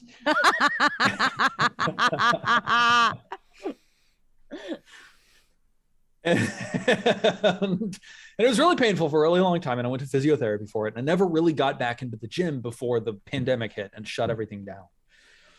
So I'm really nervous about like re-injuring my SI joint, but I grabbed this book. This is like Steven's monologue about physio and workout and the gym as a source for health. So thank you for coming to my TED Talk. But I grabbed this book called Rebuilding Milo, which is a book about like recovering from injury for weightlifters, with a specific focus not on like stopping doing the activities that hurt, but on like, no, if you strengthen your body and if you address the like movement problems that led to the injury in the first place, then you can heal your injury by building strength in the smaller muscles around the injured space to the point where hopefully you can return to the big lifts that you want to be lifting.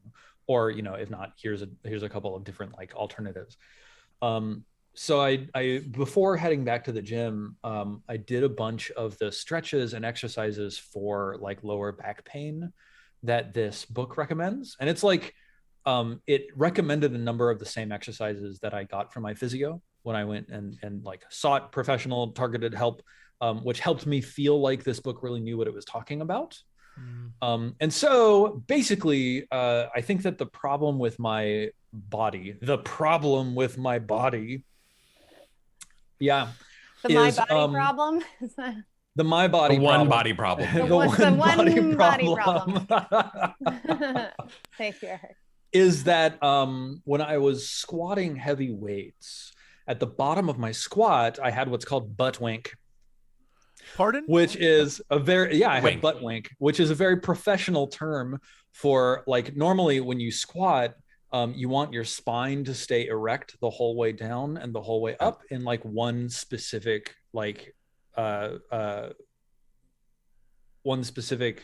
held in one specific position without any flexion or extension.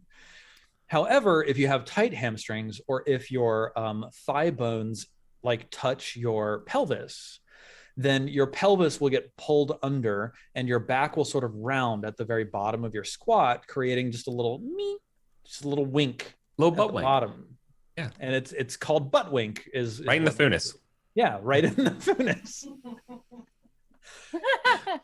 And so, if you load a lever with heavy weight, and you and you curve that column, then like when you're squatting heavy weights, it's not supposed to be the muscles of the spine that are taking the weight. You have all of these like supporting, stabilizing erector muscles. It's not like the spine extension or flexion muscles that are supposed to be taking the weight. So if you have butt wink, then it's a different set of muscles that are taking the weight that shouldn't be. So in conclusion, I have been needing to do a whole bunch of like hip mobility, like banded mobilizations to stretch out like my hip sockets and joints, so that when I get into the bottom of my squat, I can keep my spine very erect without any extension or flexion, even when I'm like squatting down below parallel. Doing that, and also at the same time doing a ton of like small physio style core exercises like bird dogs or dead bugs, or just straight up like a very, very light plank, just lying flat on my back and then lifting my heels and lifting my head off the ground, while keeping a nice neutral spine, not a completely straight spine, but like with that small arch in your lower back. All of that has been really, really helping me feel like secure in returning to the gym. So anyway, today I was like, oh, my lower back is feeling a little bit grumpy. I will focus on just doing a shit ton of core work and a shit ton of posterior chain work, because I feel like I never really engage my glutes the way, like as hard as I need to. I feel like I have weak or lazy glutes. That's the other problem with my body. But wings and lazy glutes. But wink and lazy glute. I have a lazy funis, it's just y'all. Form. It's just form and fixing it so you strengthen the proper muscles. I don't for sure. It will help, but it helped me as like a mental exercise, and my trainer taught it to me. Yeah. And she said, think of screwing your feet into the ground. Press not just down, but also out, and be connected through the four corners of your feet. And so that makes me stay super engaged through my posterior chain, because I'm imagining like that turnout. I'm sure ballerinas know exactly what we're talking about. Like that, you have to envision turnout even though your legs are parallel. Yep, absolutely. Like screwing the feet into the ground, definitely. It's a great example. So today was never thought of that. That's perfect. Today was a superset of planks, front, side, and rear, and then some Russian twists, and then back extensions and barbell hip thrusts. That's what today's exercise was. Nice. Barbell hip thrusts. Those are good. On Those that are good butt for wink. that. Gotta build that cake. Let's go. You can get those glutes, those hamstrings. Are barbell hip thrusts the things I'm thinking of? Yeah, that's where when you you put hump the bar. what do you put a barbell across your lap and you just thrust up to the sky. Yeah. Oh yeah, no, I'm thinking of something else. Okay. Good exercise. Yeah. Oh. Hey Jesse. Sorry, I just asked a question, Jesse. Oh fuck! What happened? Where are we? What's going on? Sorry, I was arguing with people online. They were talking. They were yelling at me, so I was fighting them. Sark is that face was? You looked like you were in hell. You were like. That's his game face. No, I wasn't hell. I was just making a callback to earlier when you were like this, and I was giving you a hard time, but it was whatever. Fine. He's just slaying mobs. No, I'm not sure if it isn't obvious or not, but I literally was mega checked out. Jesse, bless your conversation Sark about your glutes is in and your immediate danger from serious butt wink. You really need to I'm really engage your surprised that you posterior spaced chain. out when people started saying butt wink. That's when you like lost attention. That seems off. The whole thing was I was gone. I was gone. Sark's Funis is in great danger. Nope, still doesn't do it for me. I still feel like you're talking about like a workout stance. I'm like, cool. Great. Sark is squatting to the depth of his Funis. No, and he wouldn't. At the same time, dealing 69 damage to one of these. What do we call them again? Oh, hot steppers. Hot steppers sounds like your grandmother's church group dance, like dancers at church. Stickers? We're the hot steppers. The hot stepper. Slivered excavators. All right. Now that's a I don't dope know name. Now that's a good name. So let me see. Let's get some tokens. Let me see this thing here. Was I using Wildlands tokens for this? Is that like a big centipede token? Something? Snake token? It makes me laugh. Makes me laugh. Here Comes the Hot Stepper was on Jock Jams, wasn't it? Like that's the song stuck in my head. No? What? Pump Hot up stepper? the jam. Pump That's it Pump up. Up the Jam. I was listening to that this morning. You know, were you working out while you're listening to it? No, I was walking the dog, but I was remembering when I was little, my dad used to play it, and he was like really into audio, so we had speakers all over the house. And it would be like, pump up the jam, like from all around you. No, I would choreograph dances and have a toothbrush microphone and like a headband, and I dress my brother up and make him learn my choreography, and then we would have to perform it in the living room.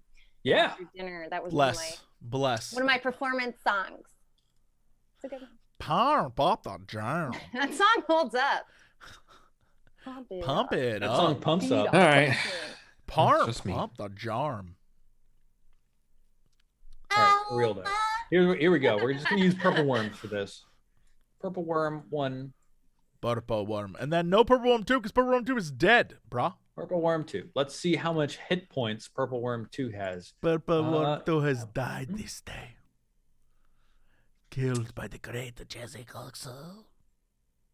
And then what's the other important attribute? That. I'm just imagining you walking around doing normal chores.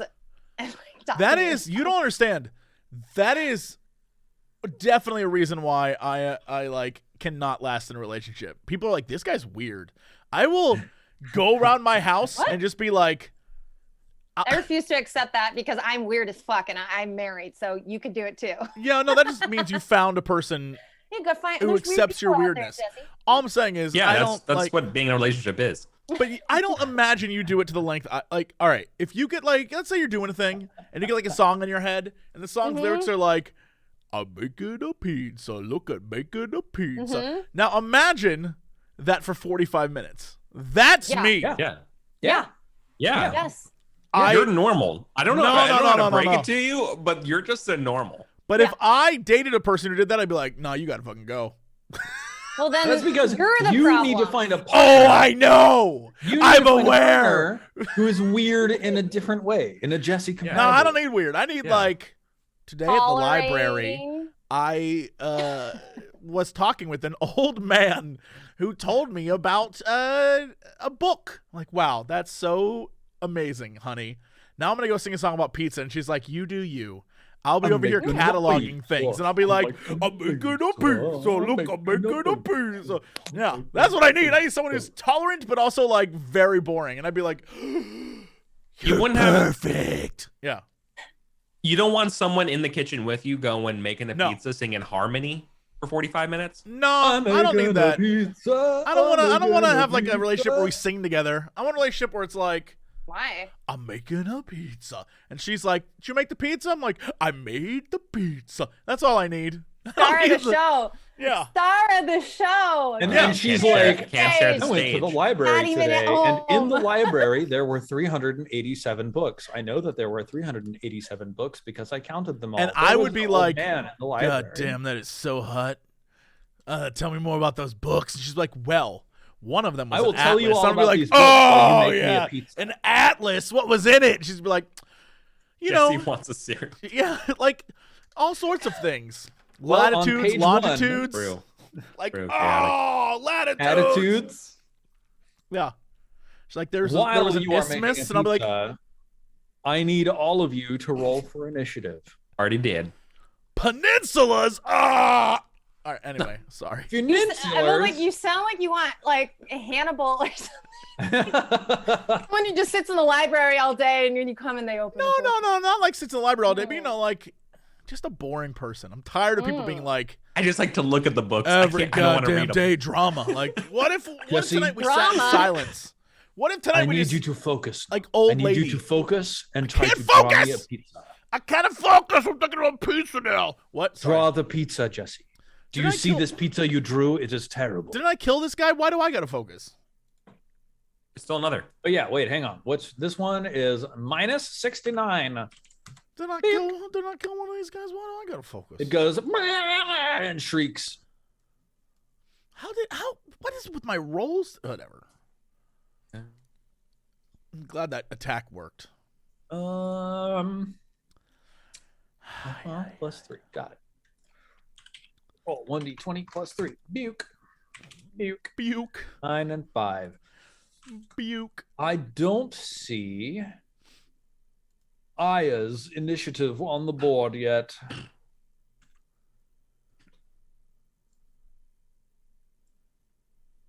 Browns. Oh, my bad. Gotcha. Roll it. Roll it up. Gotcha. I'm the worst person today. Boom. Today? Whoa! Hey! A day late, but never a dollar short. Boom, boom, boom, boom.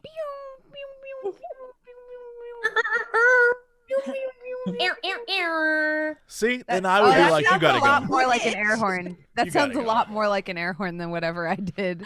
I liked yours. All right, awesome. Aya, you're way down below, and you can see that that Sarek has just shot an arrow at something up above, and I think you see the flash of a silver tail, but none of this is like in clear line of sight to you. What do you do? Okay, so I am going to teleport up 30 feet. Cool. To see if I can be at the top of the piston and maybe get line of sight from there. So I think teleporting up to the top of the piston gets you clear line of sight onto like the back tail portion of one of these creatures.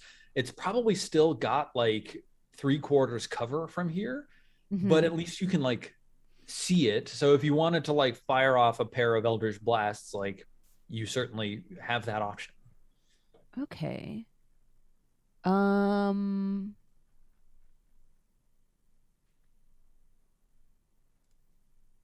know what? Let's give myself advantage then. Because we're in dim light, correct? Or is it bright in here? Oh. I don't know why in my mind I assumed it was like. I feel like if we're outside and there's natural light because we've been seeing everything so far, right? We haven't had, because I could see. Well, I mean, I guess I have. Dark yeah, I think I could see really far down in the pit earlier. My mental image of this place is there's like sort of like You know how video games are just always well lit, even if there aren't any light sources nearby? It's that sort of like there's light in the air, even though like the light source, the cog heart is like obscured by all these gears and stuff. Like for some reason, there is still light in the air. It's like when actors drive cars. Yeah, exactly. Yes. Yeah. It's like nighttime scenes in movies. That I don't have to like roll to hit then. I'm gonna use Dissonant Whispers on it instead. Ooh, sweet. A dissonant whispers, a dissonant whispers. It's Awesome. fun to do. Can't be bothered. Wisdom saving throw. Oh shit! It saves. That makes it, yeah. So on a successful save, it takes half damage and doesn't move. So that's 29. So 14 damage total. All right. And Kara. Yeah, can you just explain real quick, like how everyone is oriented? Because I get So bronze... I think that you, Kairos, and Sarek are floating off to the side of the bridge on your disc of siege. And on the bridge is where this duo of slivered excavators have now slithered out of the tunnel. I think I'll just shoot. Cool. Shoot an arrow this time at one of them. Yeah. Cool. Yeah. Oh yeah, absolutely. You take sight, twang your bow, 7 damage. Not bad. Kairos, what do you do? I'm within a move distance of the one that we've been focus firing? Yes, though of course, in order to move there, you'll have to move your disc of siege. Because you're floating on a disc, right? You can't walk there. Unless I have a range attack, which I don't. Unless you have a range attack. Which you don't. I have just non-magical javelins. Oh, that's fine. I'll do the thing that I do best. Bless. Nice. Sarek and Kara and Aya now have blesses. Amazing. Sarek, this thing's not yet dead. Yeah, well, it's dead now. I fire. Actually, can I use? Do I need to use eye for detail on this guy or insightful fighting? Sorry, insightful fighting. You do need to use insightful fighting in order to gain your sneak attack. Yes. Okay, insight it is. What is happening today? Woof. You get advantage on those rolls, right? Can I use my inspiration? I don't get advantage on insightful fighting. Oh, that's right. Hold on a second. I don't think I can bless. Hang on. I can't bless because my is concentration. All right. Better plan. Sorry, better plan. I can raise my banner for a turn and give Sarek a chance to shoot, and then he can shoot twice. Nice. Basically. There you go. That works. Yeah, no, I don't have anything. My steady eye call. ability is only for perception and investigation, apparently. So got it. I got nothing. Okay, well, this myself a creature's token gonna and roll I'm its deception. Concentrating. It fails, and you have your insightful fighting. Lovely. All right, so can I attack twice because of Kairos? Yeah. So basically, first, Sarek. Wait. Here's how it goes. Kairos raises the banner and lets you take an attack action. So the first attack you make, you don't have the benefit of insightful fighting. Okay. Then you insight, and then you can attack with the benefit. So. All right, I will. For my first attack the dude next to me. Oh, good night. And just crit anyways. Jesus.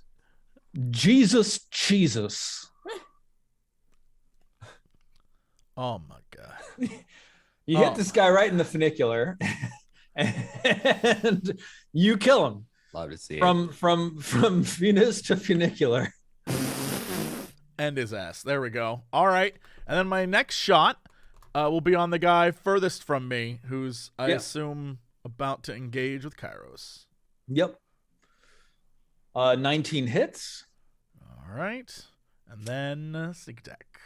13 plus sneak attack. 13 plus 19 is 33. Rakinishu. Damn. That's a deep cut. Yeah, wow. All right, let's see what these guys can do. Yeah, so Sarek, recognizing you as the most dangerous attack. That's damn right. This creature like opens its maw and vomits forth a bar of white hot metal. Yo, I dodged that. What's your AC? 18. I dodged that. Yeah, you literally dodge it. Absolutely. That's all it does. Aya, what do you do? I start my ascent back up. Nice. I don't know how much I can move this turn, but I think climbing is usually at half speed, so it's another 30 feet up. So if like a double move, I think you could get up there. But I do need to get a climb check because you're trying to climb like a smooth metal shaft. Mm-hmm. Yeah. All right. Actually, no, wait. The platform has come down, so it's only 15 feet up. Oh, so I should be able to make it in one movement then. Yes, and then you could even make it maybe attack if you. Okay. So what do I roll for my climb check? Athletics. Oh, I'm not good at that. I miss when I was buff Aya from taking. You want that 20 strength back, huh? Yeah. So unfortunately, you like, we see that image of like Aya climbing the shaft with like Eye of the Tiger playing in the background, and then the camera zooms out, and you're like forelimb gripping this shaft, like sitting on the ground. You get no purchase. You move nowhere. But you fire an Eldritch Blast where I'm from. You've still got a line of sight onto this thing's tail. It's just a 3/4 cover. Fuck it. I'm gonna make this like as like action hero as I can, where I'm like, "Don't worry, guys, I got this," and I'm like sweating, holding on with one forearm, and then Eldritch shotgun with the other one. Nice, yeah. Okay, well, unfortunately, your Eldritch blasts just spray shot into the atmosphere, missing your intended target, but making a very appealing, like purple tentacle-colored firework. Don't worry, guys, I got this. And Kara. Sunday, Monday, Tuesday, Wednesday, Thursday, Friday, Saturday, Gary, go, go, go! No! You vomit the snake. Oh my sword. God, Jesus Christ! Snakes. Let him in! Gary! Wow, what the fuck, Jesus! Is this poisonous snakes? Get snacked. Snake them. Are they 1/8 CR?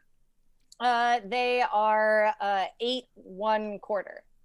Wow, 1/4 giant poisonous snakes. Good Lord. Okay, well, amazing. Yeah, Monday, Tuesday, Wednesday, Thursday, Friday, Saturday, Sunday, and Gary appear. Their names. Just 8 giant poisonous snakes the size of a human appear around this this silver slivered excavator, who looks around in complete confusion and astonishment at the appearance of all these creatures, and then as one they all bite the shit out of slivered excavator. Please roll 1d20 plus 6 8 times.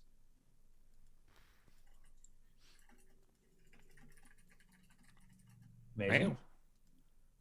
And as a shortcut, if you tap the up arrow on that's the when I keyboard, was. Yeah, thank you. I was trying to remember. Yep. Wow. 24, 23 hit. 2, 4, 6. I need 2 more. Oh, yeah, sorry. So 24, 23, 19, and 16 all hit. Woo! So please roll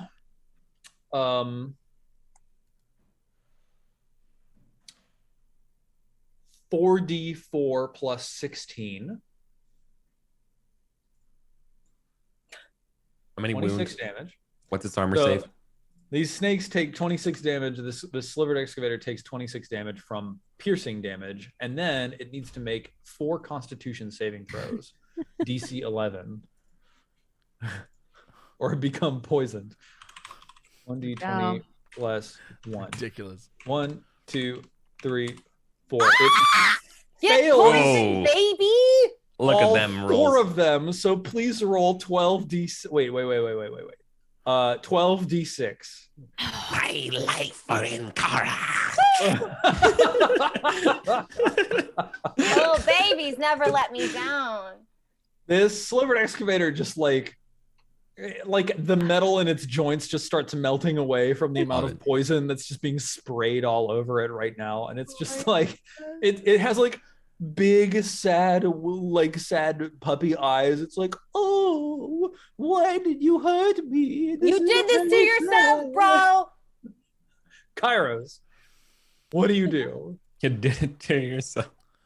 I mean, I'm gonna have to explain to this sliver here that it did to himself. Okay. Some physical violence. First Physical frozen violence. spear. Ooh. That's a 2. I rolled. Everyone. Ate it. All right, there you go. 26 hits. 15. 15 damage. Very nice. Sarek, take it home. One last shot to the stupid face of this stupid guy. Dead. Good shot. Ended. Finished. Yep. This slivered excavator explodes into showers of metal, which all fly over the edge. A whole bunch of them just like wing over the edge and like whip around boomerang style and stick into the side of the piston because it's like still a little bit hot and like just a little bit soft, and they're sharp enough to stick into the edge, and I is able to like use them to climb up to the top, rejoin the 4 of you. Very cool. Yeah. I come up being like, told you guys I had it. Good work. Good job, everybody. Good job, everyone. Now like that we all you're found all a way. here, all of you see very obviously this like latticework basket with the gem socket next to the base of the bridge. That was there the whole time? It looks like. It's weird. None of us saw it. Well, then why did I take this cog from the machine down there? I'm gonna put the thing in the thing. And Kara takes the thing and puts it in the thing. So all of you right now, as Ankara lifts the periaptive piece, you're hearing this like angry chuggy whine sound from down below, where the engine that's pumping steam into the base of the piston is fighting against the broken gears that Aya has inflicted upon it. And Kara, as you place the periaptive piece in the lattice work in the gem socket, like you hear a hum as like energy flows from the periapt into the lattice work, into these cables that descend down and spiral helix down towards the engine device down below. And as soon as the energy hits the engine, all that whining, chugging sound stops, and the whole thing goes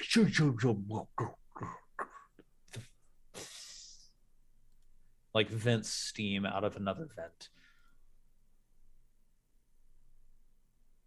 There's no change in the bridge, of course, because you've already managed to lower it via another mechanism. But So if I understand this correctly, is oil supposed to flow through here? That's what we're assuming.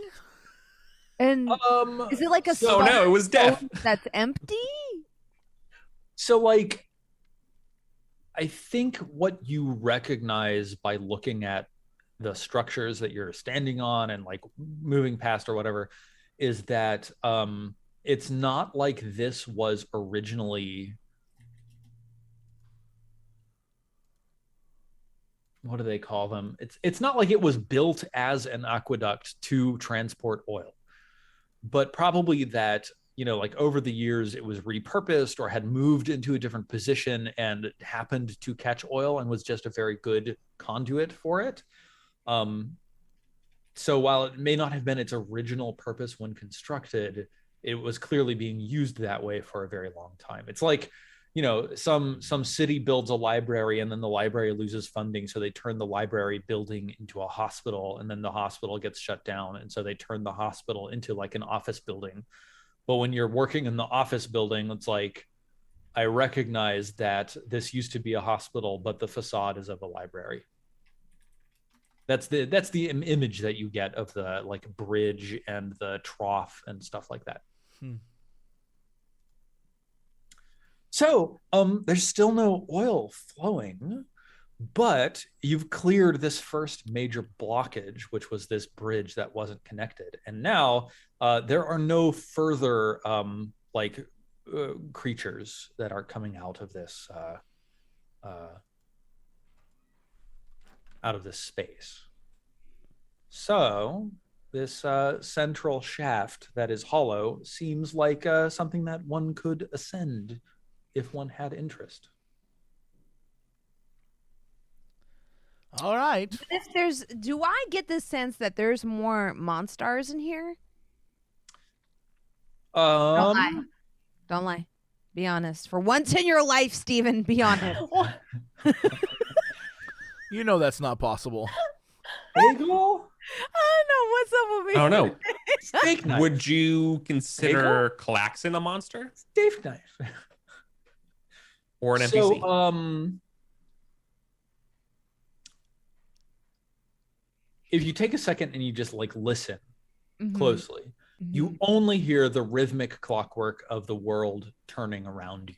You don't hear like the scrabbling sounds of centipede legs or anything like that. And if you like take a quick glance, like send Marshmallow to like look up in the shaft to see if there's anything in there, you don't see anything. He reports back, nope, all clear.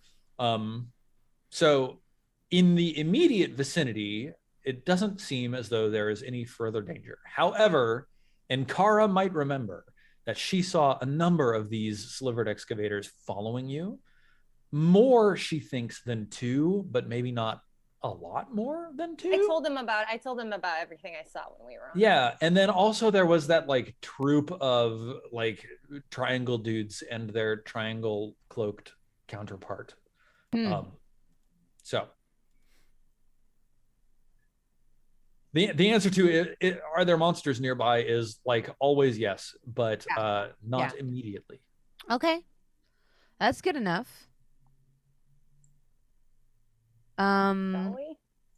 Yeah, let's just do it. Yeah, I start climbing up. Cool. But I'm assuming it's still in ECAS order. Are you all trying to climb ECAS? this vertical shaft, or are you just hopping on the disc and levitating up? Didn't we just levitate? Get on the disc, losers. Yeah. We're Me going and my shopping. 8 snakes are For some reason, I was There's a million snakes on it now.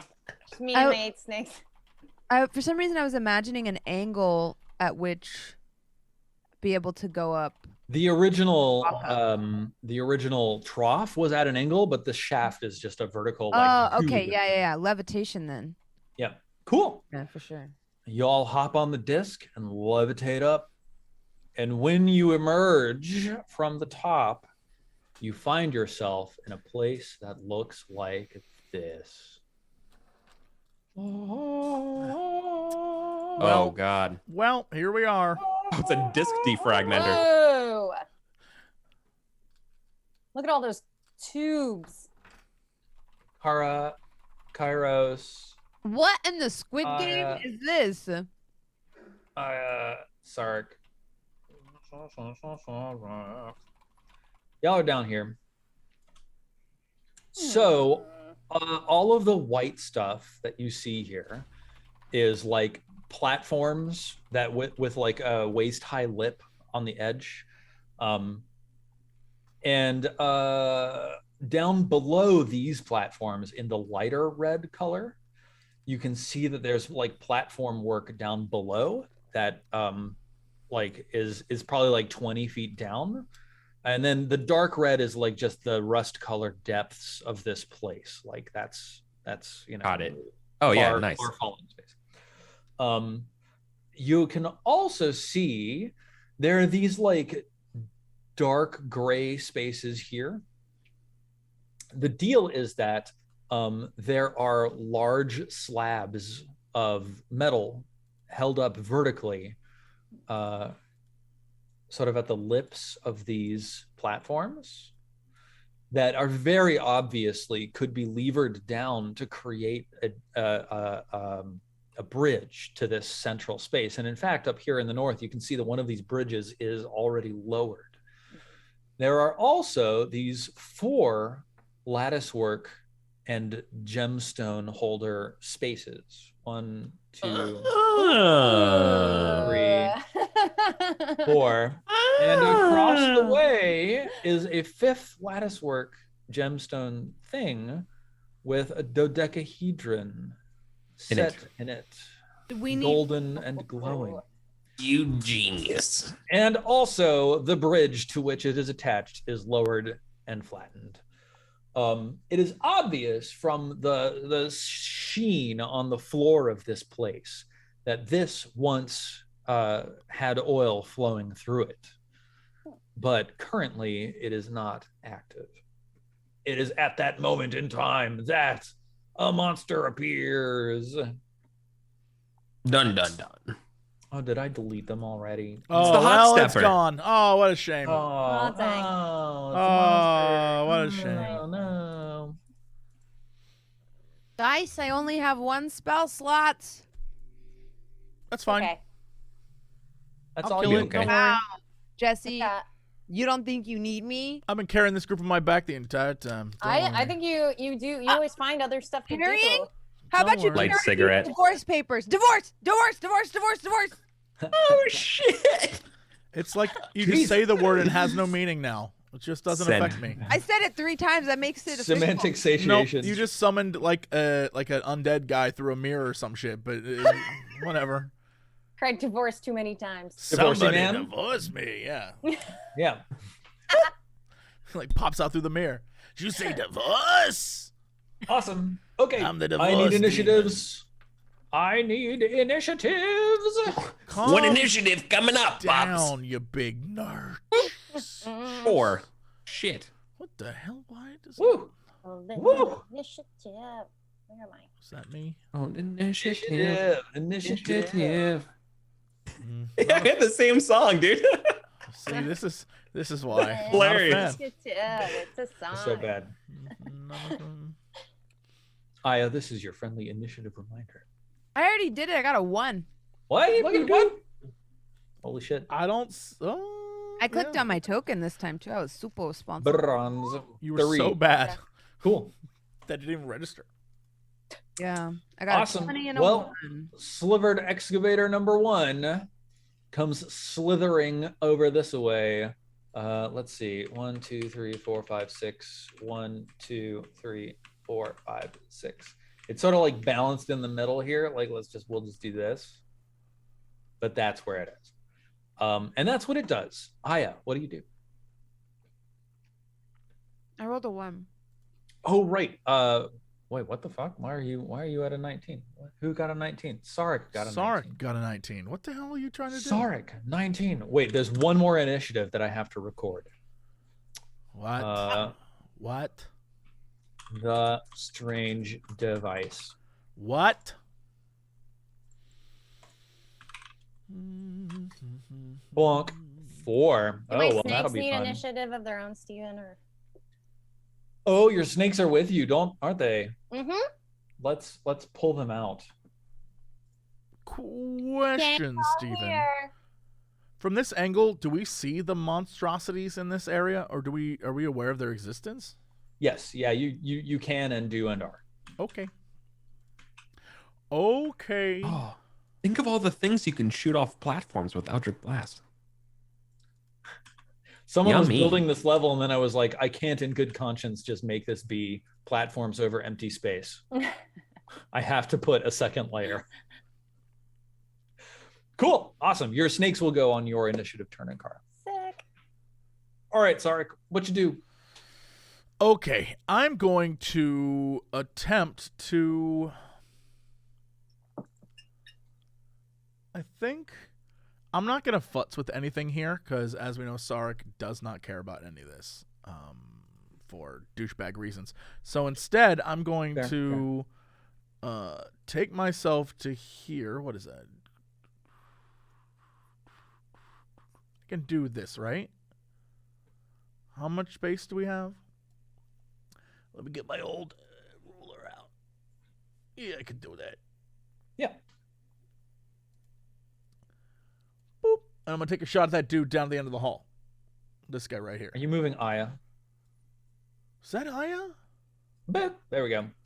All right, take your shot.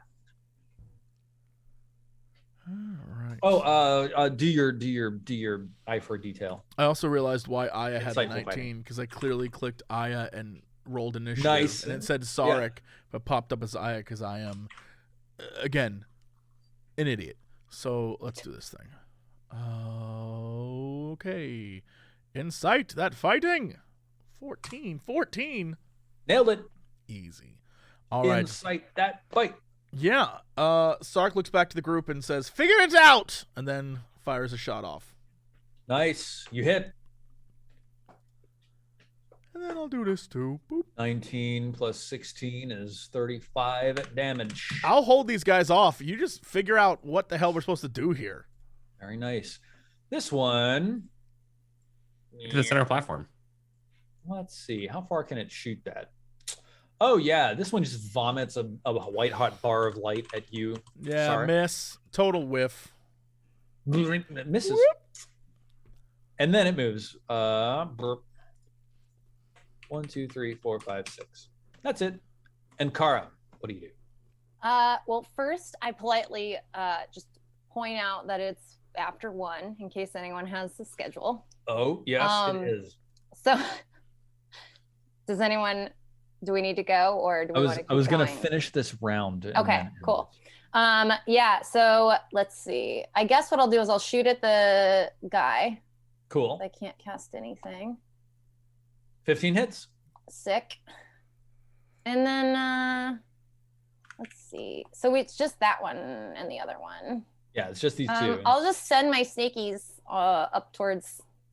up that way towards the monster Cool. guy. Yeah. Let's see. If they full move, they can get like all the way up here. So we'll just do that. Snake. Go, snakies, go. Cool. My And life for my now, queen. This strange device in the middle platform, indicated by the large gold square. There's like a weird arcane, like it looks like a Tesla coil in the middle platform here. It starts humming.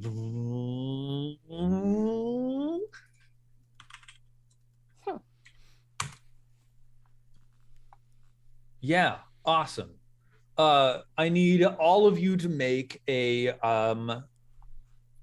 I guess it'd be a Constitution saving throw. Oh, cool. Great. All right.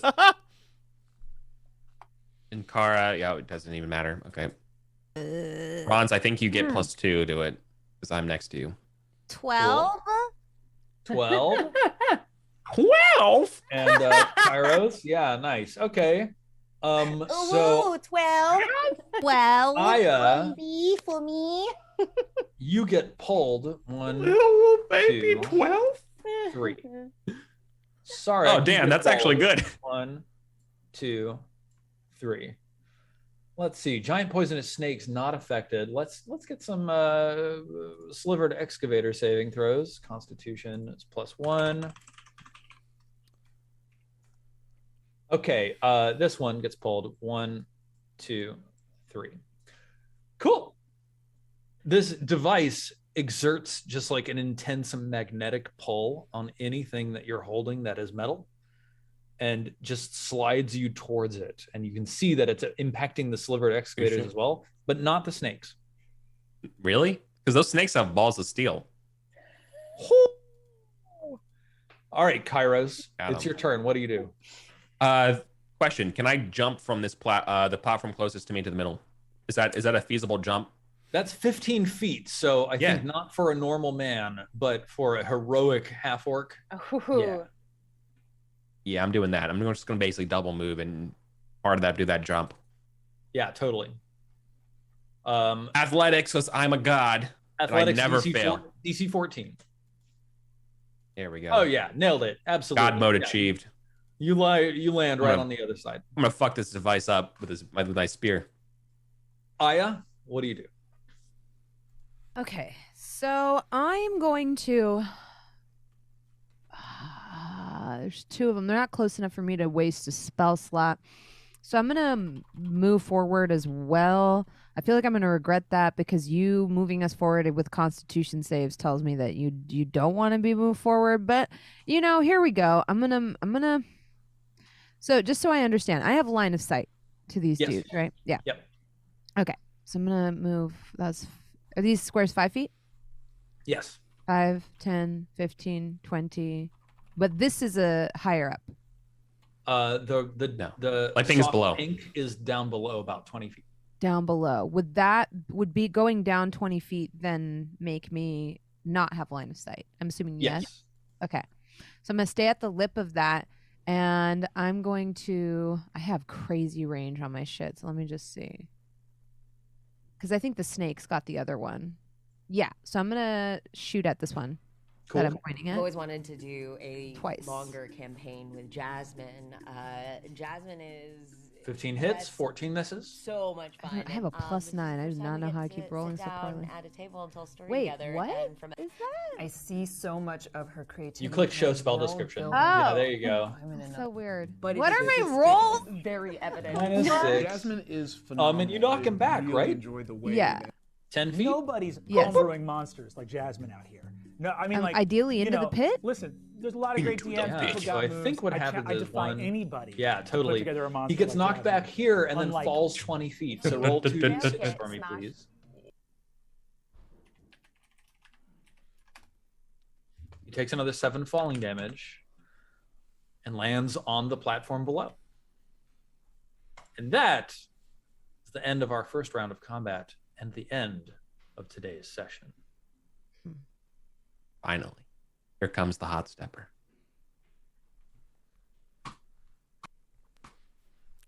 Well, that is it for us today. Let's switch back up to this. Yeah, we're gonna fuck up this machine. Let me tell you. Wait, why is chat talking about audio? Nothing. I certainly I'm wasn't not playing in the. I'm not Jesse playing Boomered. any audio. I I'm certainly anybody wasn't saying in the Jasmine? background. I'm not Jesse. playing any audio. I certainly wasn't Jesse. playing audio from an interview thing that you tweeted I'm during this show. I'm contractually obligated to. I certainly wasn't playing audio from the thing that you tweeted I didn't about tweet it how when good it you dropped. are. I didn't tweet it when it dropped, and I got an email about it. I told y'all, people, to ignore that Wednesdays are my day off, man. All I was doing was underneath everyone else playing a clip of someone saying how amazing you are, and then another person saying how amazing you are, then another person saying how I amazing you didn't tell them to cut that trailer. Nothing. I think it's very funny and like super cute. That's all. That's all. It was just. God damn it, Jesse! I just also now saw your tweet about how you're going to give me so much shit about this, and now I'm realizing I was just confused because I warned you in advance. Jasmine has audio playing, and I'm like, I don't have any audio playing. I'm rolling dice. The funniest part is imagining that you would be the one playing audio of people being like, Jasmine is amazing. You're That not would be ever going to meet a person like Jasmine in the D&D world. Jasmine's so good. Like, I think that's even funnier. That they're like, why is Bronze doing that? Which is hilarious. Anyway, no, that was me. 'Cause I told you I was going to do it. Fuck all you. I'm the best. I'm going to play this audio about how I'm the best. No, I would do that. Because, of course, I would Bronze, we're all going to play the audio about how you're the best. I eat 4 dozen eggs. What?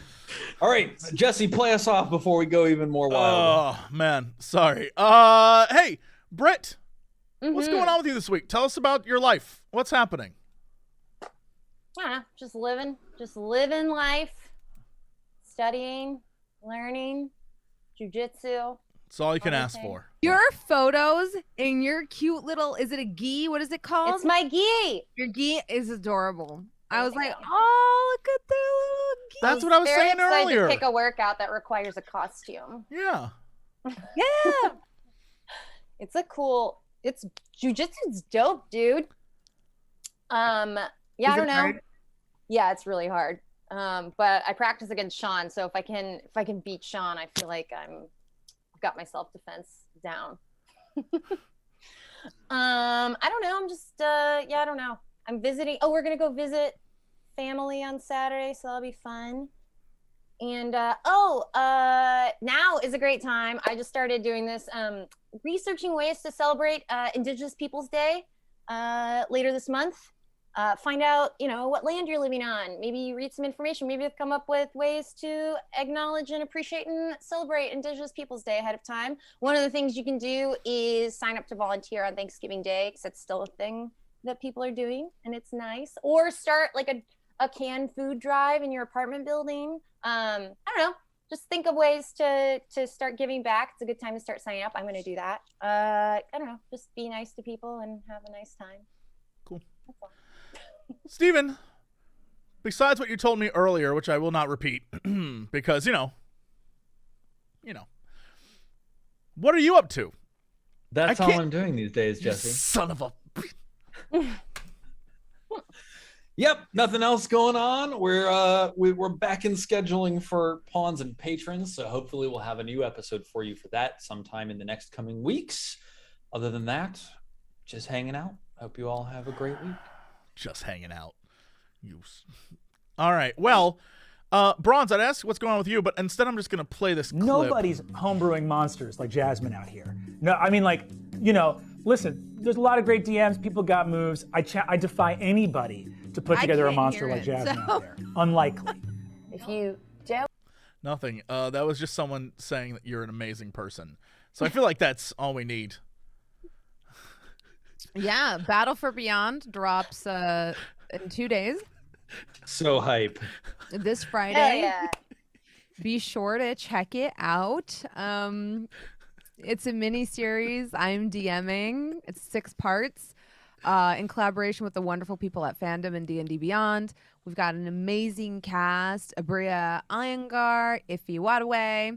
I love Iffy. Iffy's also got a TV show now. Anyways, Brennan Lee Mulligan, Erica Ishii, Emma Fife, and Josephine McAdams. So definitely go and check it out. I also did the second to last one-shot and session of this arc of Shikar, because then we're going to go dark until the new year. Next week is Balvin's, and that'll be the last one.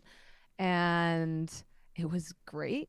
And when a player tells you that it's like one of their favorite sessions of D&D ever, and it reminded them of why they like to DM and share this joy of this game, I just about cried at the end of it. So it was really good. Yeah. So that's all the stuff I'm working on. I'm going to be out of town for a good chunk of next week, but going to try to get in some good streams this week. I think I'm going to be playing more Jurassic Park Evolution and maybe some Age of Empires.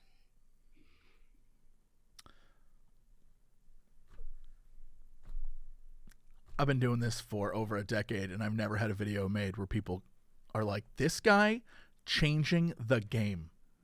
Literally Jesse Cox changing, redefining. No one does it like never happened. Content, never happened. non-content. I'm gonna make one now. I'm gonna It's get never us happened. all together one day when you're not here, and we're all gonna be like, That's not gonna happen. Jesse is doing. Why are you lying? Creator space. But that would still be a lie. The whole thing would be a lie. Revolutionary. This statement would be a lie.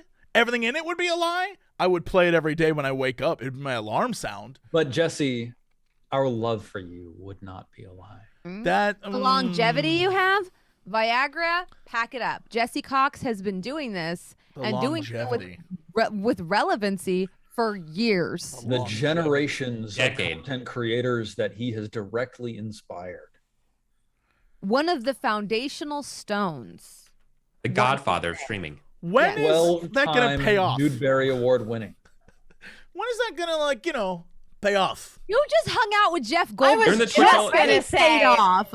what does it mean to be? What has What to does it happen? mean to have a character in Cyberpunk What has to 2077? happen, Jesse? What does it mean to hang out with Jeff Goldblum and play Jurassic Evolution? It means What does it nothing mean to have if YouTube I produce a series about can't you? rub it in. What does it feel like to host not one but multiple projects with Legendary Studios in collaboration with Geek and Sundry? Yeah, but What's it like to have your own game studio yourself and develop games and influence? Yeah, but like, ain't no one ever What's it like? posted a video that was like, this man, I want to sniff his butthole. Like, that's what I want. You know? Like, that's what I want. We'll make that for you. As long as it's you, Steven. Like, this guy, We'll make you that video. his butthole, I want to sniff it. Like, that's what I want. Jesse from you Cox's specifically. Funis. Yeah. I want to, like, get in that Funis. Yeah. All right, anyway, Eric. Oh, How's it going, I don't know buddy? how to follow that up. But this week is my first week back working, and I too am in the games industry. Yeah, I'm a marketing Hey, that's analyst. really cool. I'm really Yeah. excited to learn that you're in the games industry. That's a really normal thing to say, and I'm enthusiastic about hearing that. Yeah. Cool. So I'm working for a company called Star Stable. They do horse MMO, helping them doing their marketing, analytics and stuff. So yeah, it's fun. It's fun to be back in an office. It's certainly a different life, a change of pace from being unemployed for like months and enjoying it and moving to a new country. But hey, doing that. Got my Pendragon still going strong. Can I ask you a question? Like, Yeah, absolutely. totally not a Jesse thing. Like, this is serious Jesse. What is the difference between working in, say, I imagine an Irish office versus like, you know, working in like a US based nonsense factory? Like, what is the, like, is it the This same? is completely remote. It's completely remote. So, so I can only never- compare it to my other experiences when I was also remote in America. Never mind. I thought you like went Yeah. into a place. They have an office. They have a place. Oh yeah, no, I don't think I could. I don't think I could do that anymore. I don't want to do that anymore. I always hear at like, least on like a constant basis. you're like, oh, overseas, it's totally different. And this is the way it works. And I don't, like, I just would love examples. One day, when I have $1 bajillion and run a world famous company, I want to run it like it's a fun place to work and not a piece of like, now work to the bone. Right? I don't want to be like a bad boss. Well, maybe I want to be a bad boss. You know, like that's a bad boss. No, see, that's no, Right, that's how you're gonna get me too, buddy. Like that's just you're done. I'm a bad boss. You know, like I'm a That's just bad weird. boss. Right? You know, like that's a bad boss. Right?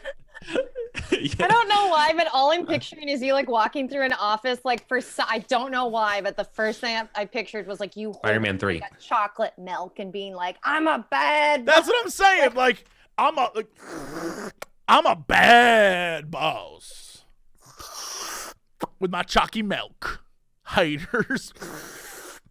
As I walk around, I'm like, "What you working on?" Haters. I'm a bad boss. There's just a southern draw on it. He just opens For this no- company in Alabama for no reason. Well, yeah, it's cheaper. It's true. Yeah. Anyway, I don't know what the hell's going on anymore. Anyways, what are you Get doing, us out of Jesse? here. Yeah, no. Hey, I'm you know, I'm caught up in all sorts of stuff. Like Bronze, I'll be playing Evolution 2, and I'm working on another big video. It's just taking forever, so that's my life. And hey, this weekend another big ideas in gaming about the origins of JRPGs. So if that's your vibe and you want to know how we got from D&D to the JRPG, that is the episode. So we will talk about it this weekend. Anyway, that's it for us. Thanks so much. Be good. We'll see y'all next time. Bye, everybody.